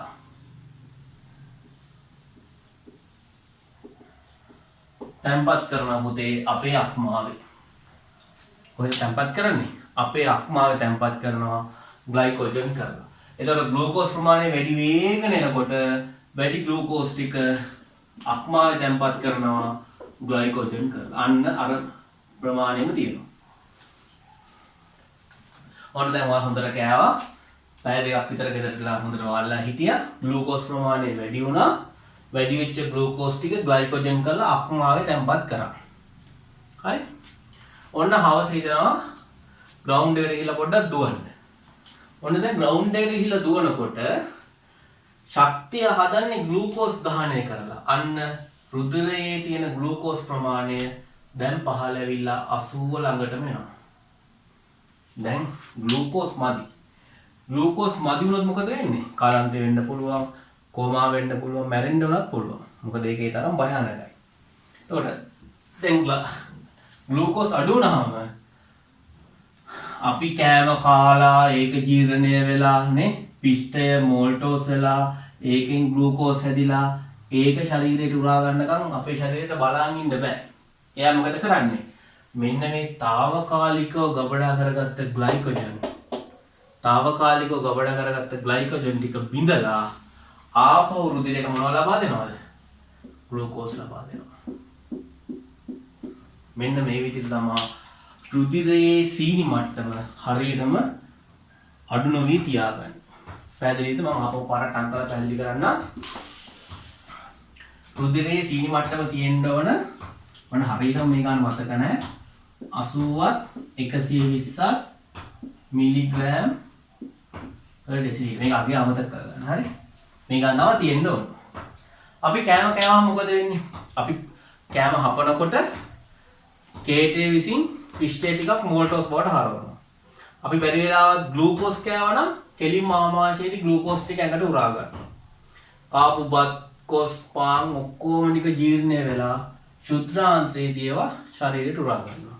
මෙහෙම උරා ගන්නකොට රුධිර නාලිකාවල තියෙන රුධිර ප්‍රමාණය රුධිරයට අනුව සීනි ප්‍රමාණය වැඩි වෙනවා. හැබැයි ඒක 120ට වඩා වැඩි වෙන්න හොඳ නැහැ. එතන මොකද්ද වෙන්නේ? වැඩි වේගන එනකොට මේ සීනි ටක් ගාලා ග්ලයිකෝජන් කරලා තැම්පත් කරනවා අක්මාවේ. හරි? එතන අපි හවසට සෙල්ලම් කරනකොට මොකද වෙන්නේ? සෙල්ලම් කරනකොට ගෙදර වැඩක් කරනකොට හරි ග්ලූකෝස් මට්ටම අඩු වෙගෙන ආවොත් 80 ළඟට වගේ ආවොත් ටක් ගාලා මොකද කරන්නේ? අක්මාවේ තැම්පත් කරලා තියෙන ග්ලයිකෝජන් ටික ආපහු බිඳ හෙලලා රුධිරයට ලබා දෙනවා. ඔය විදිහට එයා මොකද කරන්නේ? රුධිරයේ තියෙන ග්ලූකෝස් මට්ටම වෙනස් වෙන්න නොදී තියාගන්නවා. හිතන්නකො අක්මාව තිබ්බේ නැහැ කියලා. දැන් මොකද වෙන්නේ? ග්ලූකෝස් අඩු වුණා. අනේ අපි ගෙදර ගිහිල්ලා බත් කාලා ජීර්ණය වෙලා රුධිරයට එනකොට ග්ලූකෝස් වෙන්න ඕන හදිය වෙලා ඉවරයි. අක්මාව මොකද කරන්නේ? తాවකාලිකව ගබඩා කරන් ඉඳලා ඕන වුණොත් ලබා දෙනවා. වැඩි නම් ටක් ගාලා උරා ගන්නවා. නේ? අපි අර පොඩි ළමයි ඇවිදිනකොටත් අහමුනේ. නේ? ඇවිදගෙන යනකොට පිටිපස්සෙන් යනවා අල්ලන්නේ නැහැ. වැටෙන්න ගියොත් අල්ලනවා. නැත්තම් අතැල්ලා ඉන්නවා නේ. ග්ලූකෝස් මට්ටම තියෙනවා. අඩු වුණොත් ග්ලයිකෝජන් ලබා දෙනවා. වැඩි වුණොත් උරා ගන්නවා. දැන් පුතේ පොඩි ප්‍රශ්නයක් තියෙනවා. අපි හිතමු අපි කෑම කෑවා. උත්තර පත් එකක් කාලා නිදාගත්තා. උදේ කෑවා නිදාගත්තා. සීනි ටික රුධිරයේ සීනි වැඩි වුණා. ග්ලයිකෝජන් විදිහට තැම්පත් වුණා. ඔන්න දවල්ට නැගිට්ටා. ආයෙ හොඳ බත් එකක් කෑවා. ටීවී බැලුවා. දැන් ඉතින් ග්ලූකෝස් මට්ටම ආයෙ වැඩි වෙගෙන ආවා. ග්ලයිකෝජන් විදිහට අක්මාවේ තැම්පත් කරා. ලොකු ව්‍යායාමයක් කරේ නැහැ. ඉතින් සීනි මට්ටම අඩු වෙන්න හේතුවක් නැහැ. 3 විතර තේකුත් බිව්වා. හවස 6 විතර හොඳට බත් එකක් කෑවා. නිදාගත්තා. දැන් අර අපි මොකද කරන්නේ? සීනි වැඩි වෙනකොට අක්මාවට යවනවා. සීනි වැඩි වෙනකොට අක්මාවට යවනවා. යවනවා විතරයි ග්ලූකෝස් ටික ග්ලයිකෝජන් විදිහට තැම්පත් කරනවා. ආපහු ගන්නෙ නැහැ. දැන් මොකද වෙන්නේ? මෙහෙම ගියොත් එහෙම නේ අක්මා තනිකර ග්ලයිකෝජන් නේ. හැබැයි අපි රෑ නිින්දට ගියාම අපි පාවිච්චි කරපු නැති ග්ලයිකෝජන් ටික රෑ 11 විතර එයා පටන් ගන්නවා මොනව කරන්නද? එයා ඒක ආපහු රුධිරයට ලබා දීලා ශරීරයේ තියෙන එක එක තැන්වල තැම්පත් කරනවා. උදාහරණ විදිහට බඩේ, කකුල් වල, කොන්දේ, නේ මූණේ මේවා තැම්පත් කරනවා. එතකොට මොකද වෙන්නේ?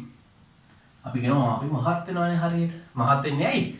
අපි වැඩිපුර කනවා. ඒක අක්මාවේ ඒ ටික ඇඟ පුරා තැම්පත් වෙනවා. පැහැදිලිනේ? මෙන්න මේක තමයි වෙන්නේ. අපි හැමදාම කරන්නේ මොකද වෙන්නේ? කෑවා, ග්ලූකෝස් වැඩි වුණා, අක්මාවට යවුවා. අපි ආයෙක අක්මාවෙන් ගත්තේ නැහැ. රැට අක්මා මොකද කරේ ඒක? ශරීරේ කොහෙද තැම්පත් කරලා දානවා. අයියේ හෙට මේක හිස් කරගන්න එපා. හෙටත් මේ කනවනේ පෙරේතයා වගේ. ඒතර ඒ ටික අපෝ ගබඩා කරගන්න නම් මේක හිස් කරන්න ඕන. හිස් කරන්නේ කොහමද? ශරීරේ කොහෙද තැම්පත් කරනවා. තැම්පත් කළා උදේ වෙනකොට හොඳට පැහැදිලිනේ? රුධිරයේ ග්ලූකෝස් යාමනය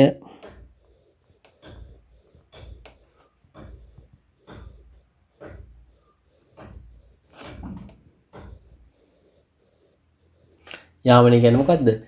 නිශ්චිත අගයක පවත්වා ගැනීම. හරි?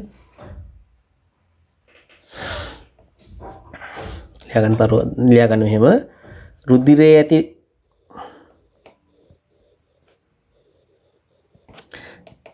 ග්ලූකෝස් මට්ටම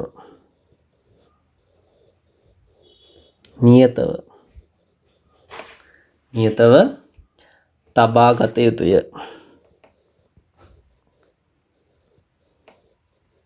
නියතව කියන්නේ එක මගේ එක නෙමේ, පොඩ්ඩක් වෙනස් වෙන්න පුළුවන්. නමුත් සාමාන්‍යයෙන් අපි කියනවා 80යි 130යි අතර කියලා. හරි, ඒක කාපු වෙලාවට පොඩ්ඩක් වෙනස් වෙන්න පුළුවන්. කොහොම වුණත් අපි හිතමුකෝ දැනට ආසන්න වශයෙන් 80යි 120යි අතර කියලා. ආහාරගත් විට රුධිරයේ ග්ලූකෝස් මට්ටම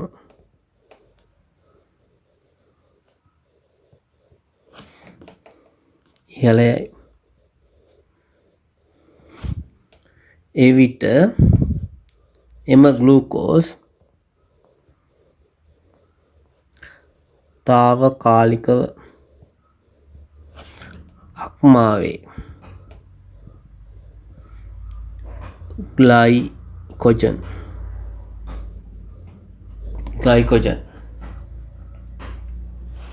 ලෙස තැන්පත් වේ.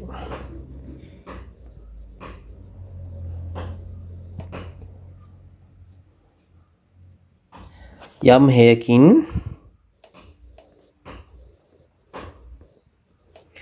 රුධිරයේ ග්ලූකෝස් මට්ටම අඩු වහොත්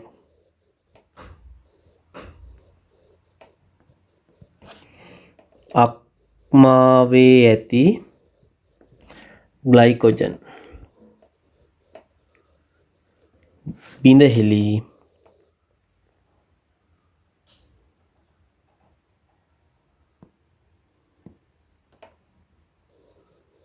නැවත ග්ලූකෝස් රුධිරයට එක්වේ. පැහැදිලිනේ? පැහැදිලිනේ? මෙන්න මේ ක්‍රියාවලිය තමයි සිද්ධ වෙන්නේ. හොඳයි. අපි එහෙනම් දැන් බලමු මහා අන්ත්‍රයේදී සිද්ධ වෙන්නේ මොකක්ද කියලා. මහා අන්ත්‍රයේදී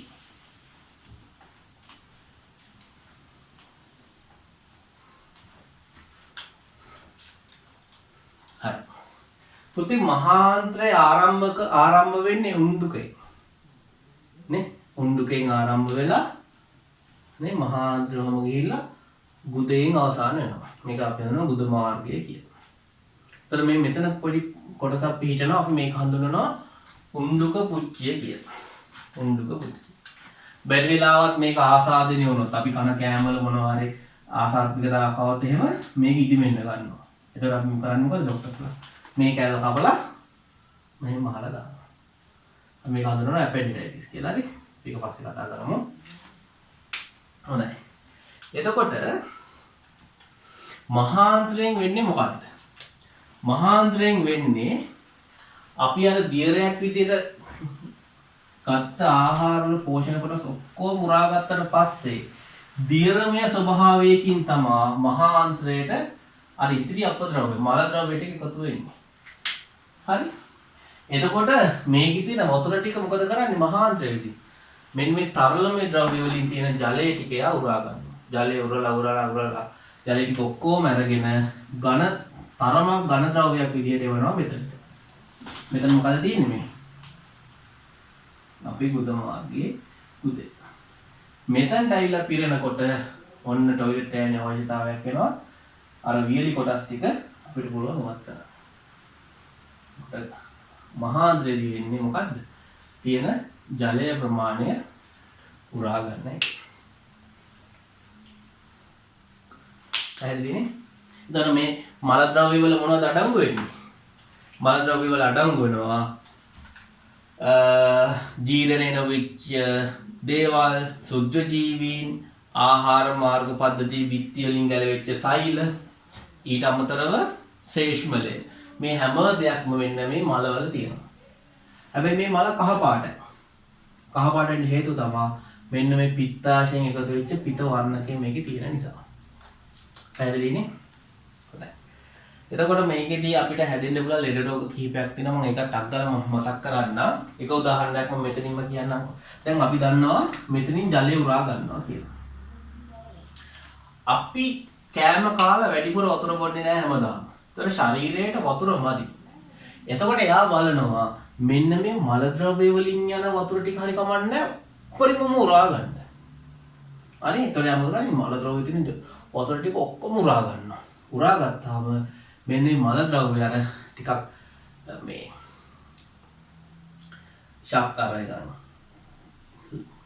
තද බවින් අඩුවෙන් තිබ්බ මල ද්‍රව්‍යයේ වතුර ටික ඔක්කොම උරා ගත්තාම මේක හරි ඝන ද්‍රව්‍යයක් බවට පත් වෙනවා. ඊට පස්සේ මේක පිට කරන්න ගියාම තමයි කඳුළු වෙන්නේ.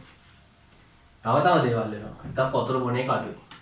දෙක නියමිත වෙලාවට টয়ලට් යන්නේ නැහැ. මම මේක කියලා දුන්න පන්ති දවසක්. අපි තුමු හැමදාම උදේට අපි টয়ලට් යන්නේ නැතුව ඉස්කෝලේ යනවා. ඉස්කෝලේ ගියාම ඔන්න දැන් ඉන්න බෑ මේක පිළිලා. නේ? අපි ඒ টয়ලට් යන්නේ. ආයේ හවසට බර එනවා අපි ඒ යන්නෙත් නැහැ ඔහේ ඉන්නවා. දැන් අපි টয়ලට් නොගියට පුතේ මේ ක්‍රියාවලිය වෙනවනේ. අපි උදේටත් කනවා, දවල්ටත් කනවා, තේත් බොනවා, බනිසුත් කනවා. මේ ක්‍රියාවලිය වෙනවා. මෙතනින් නවත්තන් ඉන්නවා. මෙතනින් යන්න දෙන්නේ නැහැ. ඉතින් මේක පිරෙනවා. දැන් අපේ ඇඟ බලනවා මේක එනම් මුට මේක වටිනවා ඇති. මේ යකා හෙන ලෝභය මුට මේක ඕනේද කොයිද කියලා මූ කරන්නේ මේ මල ද්‍රව්‍යයේ තියෙන පරිමාව අඩු කරන්න මේ මල ද්‍රව්‍ය වල තියෙන ජලය තව තවරටත් උරා ගන්නවා. පුළුවන් තරම් උරාගෙන අර ජලය නැති ඉතා ඝන ද්‍රව්‍ය බවට මේකපත් වෙනවා. අන්න මෙන්න මේ සිදුවීම අපි හඳුන්වනවා මල බද්ධය කියලා. මොන බද්ධයද? මල බද්ධය. මල ද්‍රව්‍ය ඝන ස්වභාවයට පත් වෙනවා. ඒතර මේක මෙතනින් යනකොට මේ තැන්වල තියෙන සීමිත පේශි ටික ඔක්කොම මොකද වෙන්නේ? තුවාල කරගෙන තමයි යන්නේ. ඒතකොට මේක අපි තටමනකොට සමහරවිට අපි කියනවා මේ මොකක්ද ඒකේ කියන නම?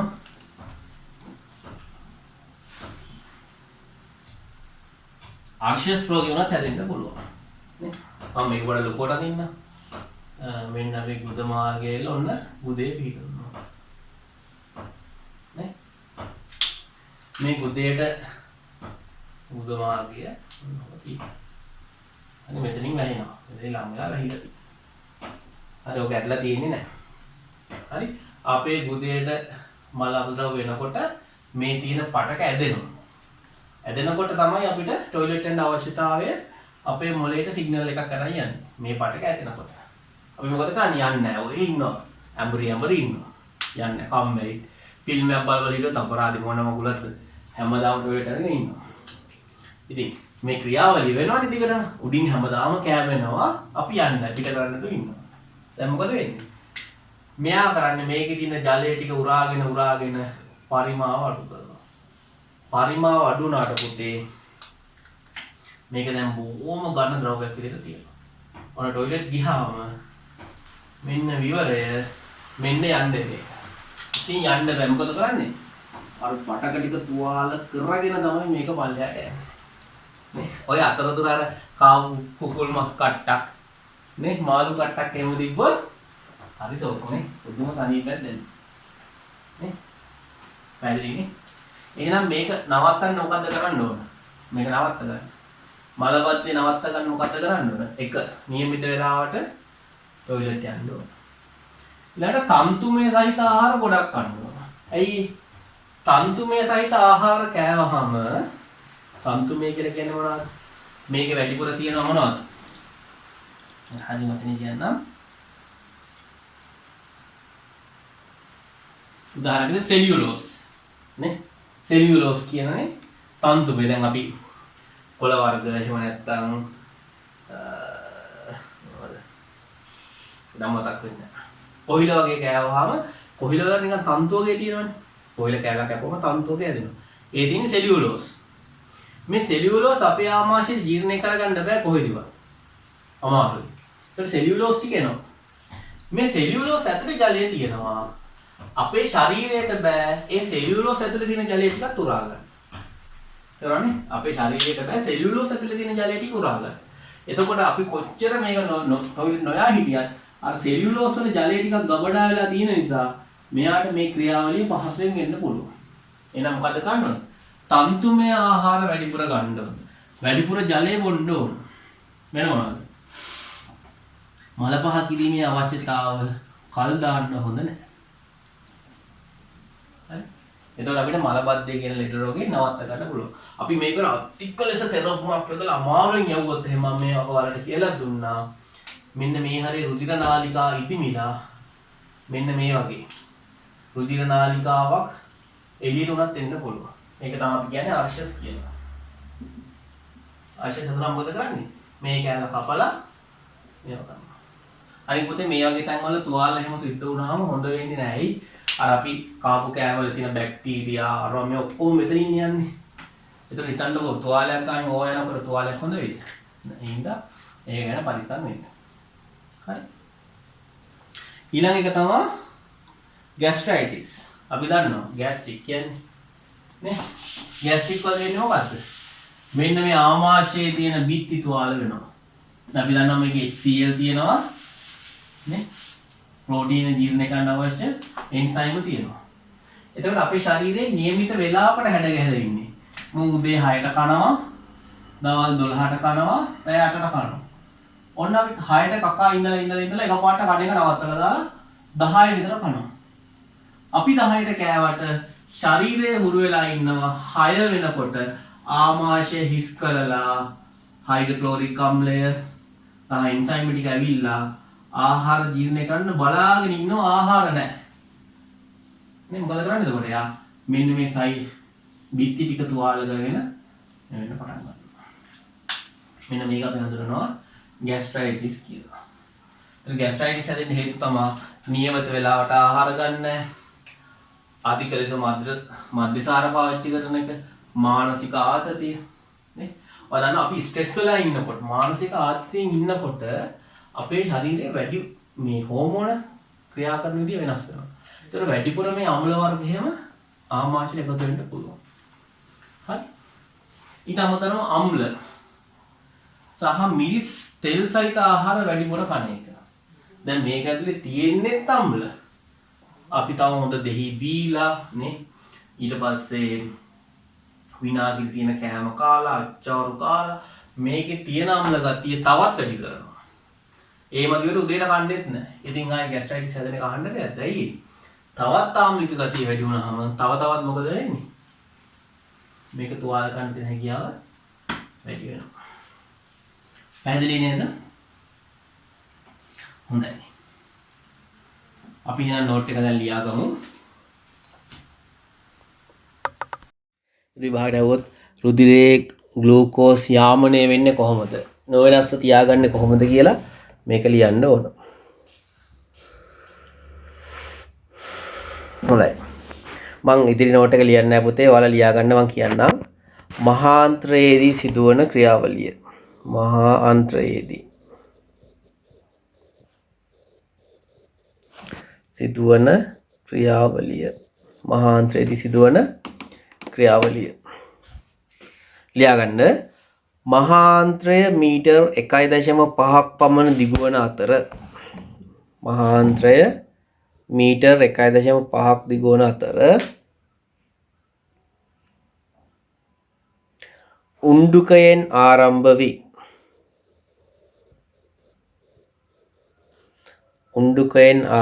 වී ගුදයෙන් අවසන් වේ. උණ්ඩුකයෙන් ආරම්භ වී ගුදයෙන් අවසන් වේ.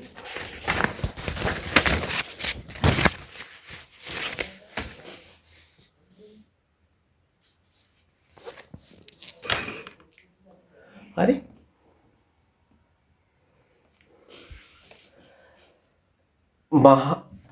ලියගන්න. ශුද්‍රාන්ත්‍රයෙන් මහාන්ත්‍රයට ඇතුළු වන්න මහාන්ත්‍රයට ඇතුල් වන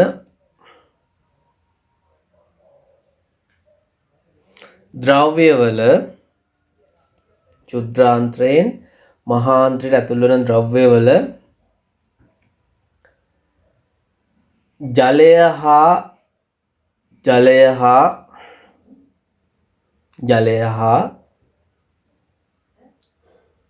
ජීර්ණය නොවූ සංයෝග උදාහරණ සෙලියුලෝස්.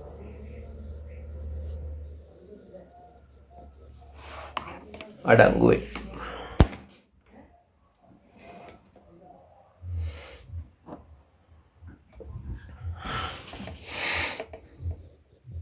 මහාන්ත්‍රයේදී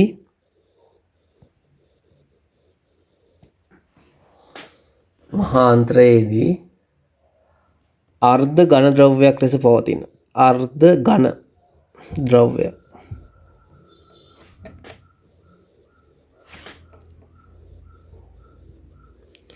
මල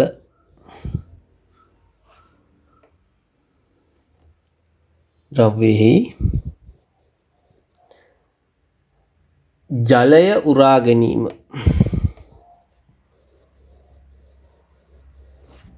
සිදුවේ. ජලය උරා ගැනීම සිදුවේ.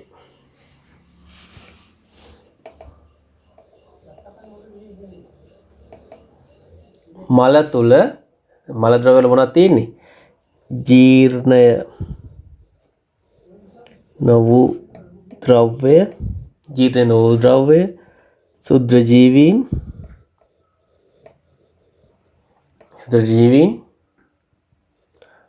අපිච්ඡද සෛල, ශේෂ්මලය අඩංගුය. මල මොන පාටද පුතේ? කහ පැහැති. මේ කහ පැහැති ද්‍රව්‍යයක්. මේ කහ පාටට හේතුව තමයි පිත වර්ණකය. පැහැදිලිනේ? හොඳයි. මම අද ඔයාලට දැන් ગેස්ට්‍රයිටිස් ගැන කියලා දුන්නා. ગેස්ට්‍රයිටිස් සහ මලබද්ධය ගැන. එතකොට ગેස්ට්‍රයිටිස් හැදෙන්න හේතුව මොකක්ද? නියමිත වේලාවට ආහාර ගන්න නැතුව හිටියාම, තෙල් අධික ආහාර ගත්තාම, අධික ලෙස මද්යසාර හා දුම්වැඩි භාවිතය සහ මානසික ආතතිය නිසා ગેස්ට්‍රයිටිස් ඇති වෙන්න පුළුවන්. පැහැදිලිද? හරි. එතකොට මම මේ ටික විස්තර කරන්න ඔයාලා මේ නෝට් එක සම්පූර්ණ කරගන්න. හරි. ලියාගන්න ગેස්ට්‍රයිටිස්.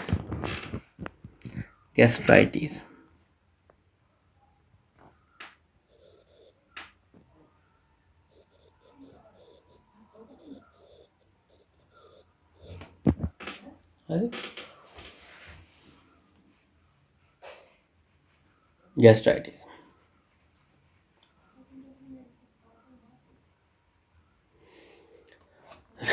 ආමාශයේ අභ්‍යන්තර ශේෂ්මල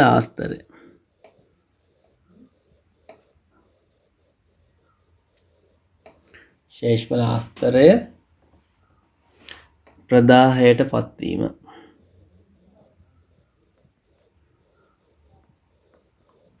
ગેස්ට්‍රයිටිස් ලෙස හැඳින්වේ. මොනවද හේතු? ગેස්ට්‍රයිටිස් හැදෙන්න හේතු 1. નિયમિત වේලාවට ආහාර නොගැනීම, මානසික ආතතිය,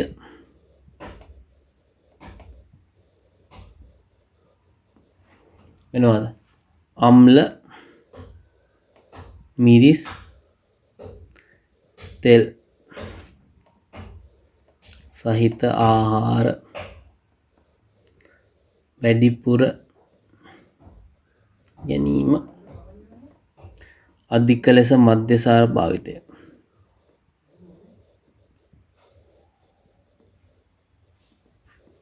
හා දුම් වැඩි භාවිතය. පැහැදිලිද? හරි. එතකොට පුතේ මේ ગેස්ට්‍රයිටිස් වැඩි වුණාම ටිකක් නිකන් පපුවත් එක්ක රිදෙන්න ගන්න. ඒ කියන්නේ ગેස්ට්‍රයිටිස් වල හොඳම වැඩිම තත්ත්වයට ආවහම කැක්කුම ගොඩාක් වැඩි. පැහැදිලිනේ? හොඳයි. අපි ગેස්ට්‍රයිටිස් කරනවා. මලබද්ධය. මම කියලා දුන්න දෙක ඉක්මනට ලියලා ඉවර කරන්නම්. මලබද්ධය කියන්නේ මොකද්ද? මල ද්‍රව්‍ය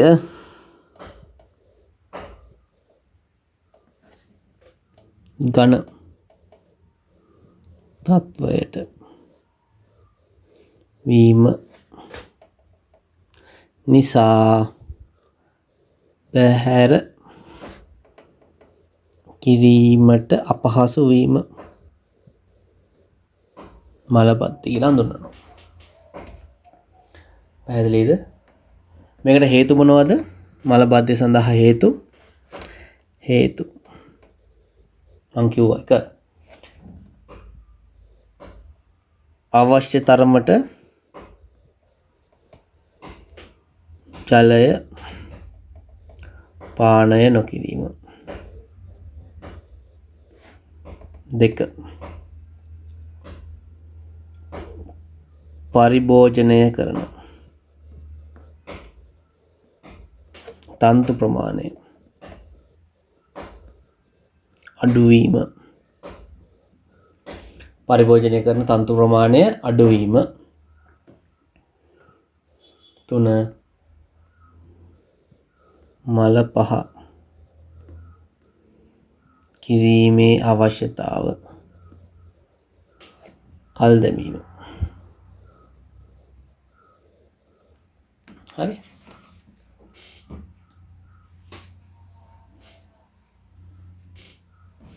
මෙම තත්ත්වය දිගටම පැවතීමෙන්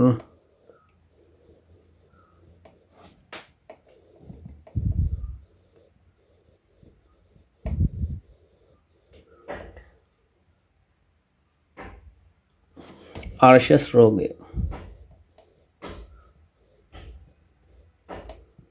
ඇතිවිය හැක.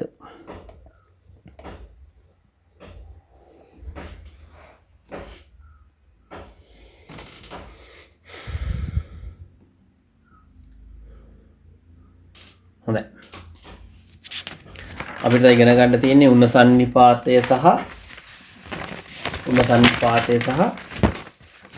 පාචනය කියන කොටස් දෙක. මම ඒක තේරුම් කරලා දෙන්නම්. ඉතින් අපි පොඩි ප්‍රශ්න දෙකක් ගෙදරදී කරමු. හරි. උණ සන්නිපාතය කියලා කියන්නේ පුතේ බැක්ටීරියාවක් නිසා ඇති වෙන ලෙඩක්. පැහැදිලිද? ඒතර මේක ගොඩාක් වෙලාවට අපිට බෝ වෙන්නේ, ඉතින් අපිට ලැබෙන්නේ අපි කන ආහාර පාන වලින් නැත්තම් දූෂිත ජලයේ පීනනකොට ස්නානය කරනකොට මේ බැක්ටීරියාව කටට යන්න පුළුවන්. පැහැදිලිද? එතකොට මේ නිසා ඇඟ රිදෙනවා, ඔළුව රිදෙනවා, ටික ටික උණ ගන්නවා වගේ දේවල් වෙන්න පුළුවන්. පැහැදිලිද? ඊට පස්සේ වෙන්නේ බඩ රිදෙන්න අරන් පාචනයත් ඇති වෙනවා. පැහැදිලිද? එතකොට මේ රෝගය අඳුරගන්නේ කොහොමද? ලේ සාම්පලයක් බලලා නැත්නම් මල ද්‍රව්‍ය බලලා අපිට පුළුවන් උණ සන්නිපාතය හැදිලාද කියලා අඳුරගන්න. පැහැදිලිද? එතකොට මේකටත් බෙහෙත් තියෙනවා. පාචනයත් ඒ වගේමයි. මම පාචනයත් නිකම් දලව කියන්නම්. හරි. ඔය වෛරස්, බැක්ටීරියා නැත්නම් පරපෝෂිතයක් මගින් ආන්ත්‍රය ආසාදනය වුණාම තමයි පාචනය ඇති වෙන්නේ. පැහැදිලිද? පාචනය ඇති වුණාම මලබද්ධයේ අනිත් පැත්ත. මොකක්ද අනිත් පැත්ත? අර මේ මහාන්ත්‍රයේ ජලය උරා ගන්න තියෙන හැකියාව අඩු වුණාම මල ද්‍රව්‍ය දියරමය ස්වභාවයෙන්ම පිට වෙලා යනවා. දැන් ඔයාලා දන්නවා මේ දවස්වල ගොඩාක් ගම් වතුර තියෙනවා නේ. ගම් වතුර තියෙනවා, සමහර කට්ටිය පීනනවා ගම් වතුරේ. ගම් වතුරේ පීනන එකේ අවුල මොකද්ද පුතේ? දැන් සමහර ගෙවල් වල ටොයිලට් වල එහෙම තියෙනවා හරි අනාරක්ෂිතයි. නිකන් පියනකින් වගේ වහලා තමයි තියෙන්නේ ටොයිලට් වල. මෙන්න ගේ. දැන් මේකේ මේනේ අවුරුදු ගාණක් තිස්සේ එකතු වෙච්ච මල ද්‍රව්‍ය පිරලා තියෙනවා. අපි දෝ මේකේදී අර පාචන හැදිච්ච කෙනෙක්ගේ මල ද්‍රව්‍යයක් තියෙනවා. වැහැපු ගමන් මොකද වෙන්නේ? අර වතුර ඇවිල්ලා ගම් වතුර තත්ත්වයක් ඇති වුණාම මේ ටොයිලට් වලටත් ඔය වතුර පිරෙනවා. පිරුණාම මෙන්න මේ ඝනත්වයෙන් අඩු මල ද්‍රව්‍ය වේගින් උඩ ඇවිල්ලා මේවයි පාවෙන්න ගන්නවා. දැන් අපේ අයියලා ටික මොකද කරන්නේ? වැඩ දාන්න කියලා මේකේ කටත් තරම් පීනනවා.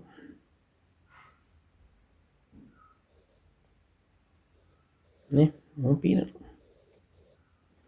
දැන් මොකද වෙන්නේ එතකොට? මේ මල ද්‍රව්‍ය ඉතා පහසුවෙන් අපිට යන්න පුළුවන්. ඒතර පාචනය හැදිච්ච කෙනෙක්ගේ මල ද්‍රව්‍ය අපේ ඇඟට ගියොත් අපිටත් පාචනය හැදෙන්න පුළුවන්. පැහැදිලිද? පාචනය හැදුනහම වෙන්නේ අර මං කිය මහාන්ත්‍රයේදී මොකද වෙන්නේ?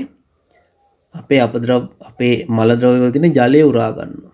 මෙන්න මේ ජලය උරා ගන්න එක අඩු වෙලා ගිහිල්ලා දියරමය ස්වභාවයෙන් නේ අපි කියන්නේ টয়ලට් එකට යන්න කලින් මල ද්‍රව්‍ය පිට වෙනවා. දියරමය ස්වභාවයෙන්ම පිට වෙනවා.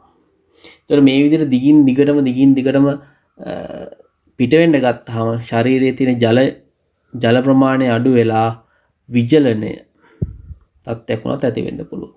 විජලනය කියන්නේ බොහොම භයානක තත්ත්වයක්, මරණය වුණත් ඇති වෙන්න පුළුවන්. පැහැදිලිද? එතකොට පාචනයෙන් බේරෙන්න නම් පුතේ මොකද්ද කරන්න ඕන? හැම වෙලේම පිරිසුදු ජලය භාවිතා කරන්න ඕන. නටවා නිවාගත් ජලය පාවිච්චි කරන්න ඕන. මැස්සෝ එහෙම ගෙදර ඉන්නවනම් මැස්සෝ ටික ඉවත් කරන්න. මොකද මැස්සෝ දැන් මැස්සෙක් ගත්තොත් එහෙම මැස්සා හැමතැනම ගිහලා වහනවා. අපි තුමු මැස්සා ගිහලා වැහුවා ඔය වගේ පාචනය හැදිච්ච එක්කෙනෙක්ගේ මල ගොඩක් උඩ වහනවා. වහලා ඇවිල්ලා අපි කන කෑම එකක වැහුවාම එයාගේ කකුල් වල මොකද වෙන්නේ? එයාගේ කකුල් වල අර මල ද්‍රව්‍ය ගෑවිලා තියෙන්න පුළුවන්. එතකොට මේ මැස්සයිලා මෙතන වැහුවාම අපේ කෑමටත් ඒක එන්න පුළුවන්. ඒ හින්දා මැස්සෝ එහෙම ඉන්නවනම් මැස්සෝ බෝ වෙන අඩු කරන්න ඕන. පැහැදිලිද? ඊට පස්සේ පාරවල් අයිනේ ඔය කිසිම පිරිසිදුකමක් නැතුව කෑම විකුණන කෑම හැම කණ එක අඩු කරන්න ඕන. හරි? ඊට පස්සේ ඊට අමතරව ජල මුද්‍රිත වැසිකිලි භාවිතය. දැන් ඉස්සර කාලේ මිනිස්සු මොකද කරේ? টয়ලට් යන්න ඕනම කැලේට ගියා. ඊට පස්සේ මොකද කරේ? වලක් කපලා නේ වලක් කපලා දැනටත් මේ වගේව තියෙනවා. වල උඩින් දානවා පියනක්. ඒ පියනේ තියෙන පුතේ මේ වගේ හිස් කොටුවක්. හරි ඔච්චරයි තියෙන්නේ. ඒතර টয়ලට් යන්න ඕනනම් ගියා මේකට දැම්මා. එතකොට මේක විවෘතයි. නේ? කෙලින්ම මෙහෙම යන්නේ. එතකොට ඕන මැස්සෙකුට උනත් ඇවිල්ලා පල්ලෙහාට ගිහිල්ලා උඩට එන්න පුළුවන්. හැබැයි දැන් අපි පාවිච්චි කරන්නේ කොහොමද? ජල මුද්‍රිත වැසිකිලි. වැසිකිලියක් ගත්තාම මෙන්න මෙහෙම තියෙන්නේ. හරි? අර වාර දැකලා ඇති වතුර තියෙනවානේ. ඔන්නෝම තමයි බටේ තියෙන්නේ. එතකොට මේක වතුර පිල්ල තියෙන හැම වෙලේම මේ ටිකේ. එතකොට කිසිම මැස්සෙකුට වගේ සතෙකුට ගිහිල්ලා টয়ලට් වලට ගිහලාම වෙන්න බෑ. ජල මුද්‍රිතයි.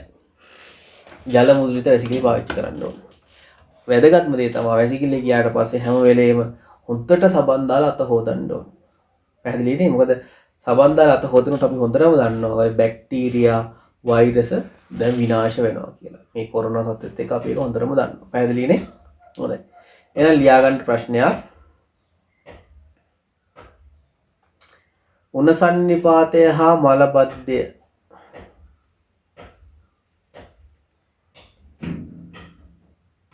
උණසන්නිපාතය හා මලබද්ධය කෙටියෙන් විස්තර කරන්න.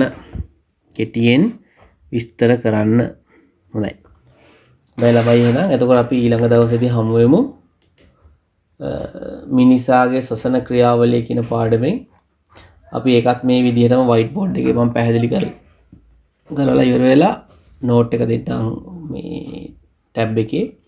අපි ලබන සතියේ බොහෝ වෙලාවට ශ්වසන පද්ධතියයි බහිස්ත්‍රාවී ක්‍රියාවලිය කියන පාඩම් දෙකම සාකච්ඡා කරමු. පැහැදිලි නේ? හොඳයි. එහෙනම් හැමෝටම ආයුබෝවන්.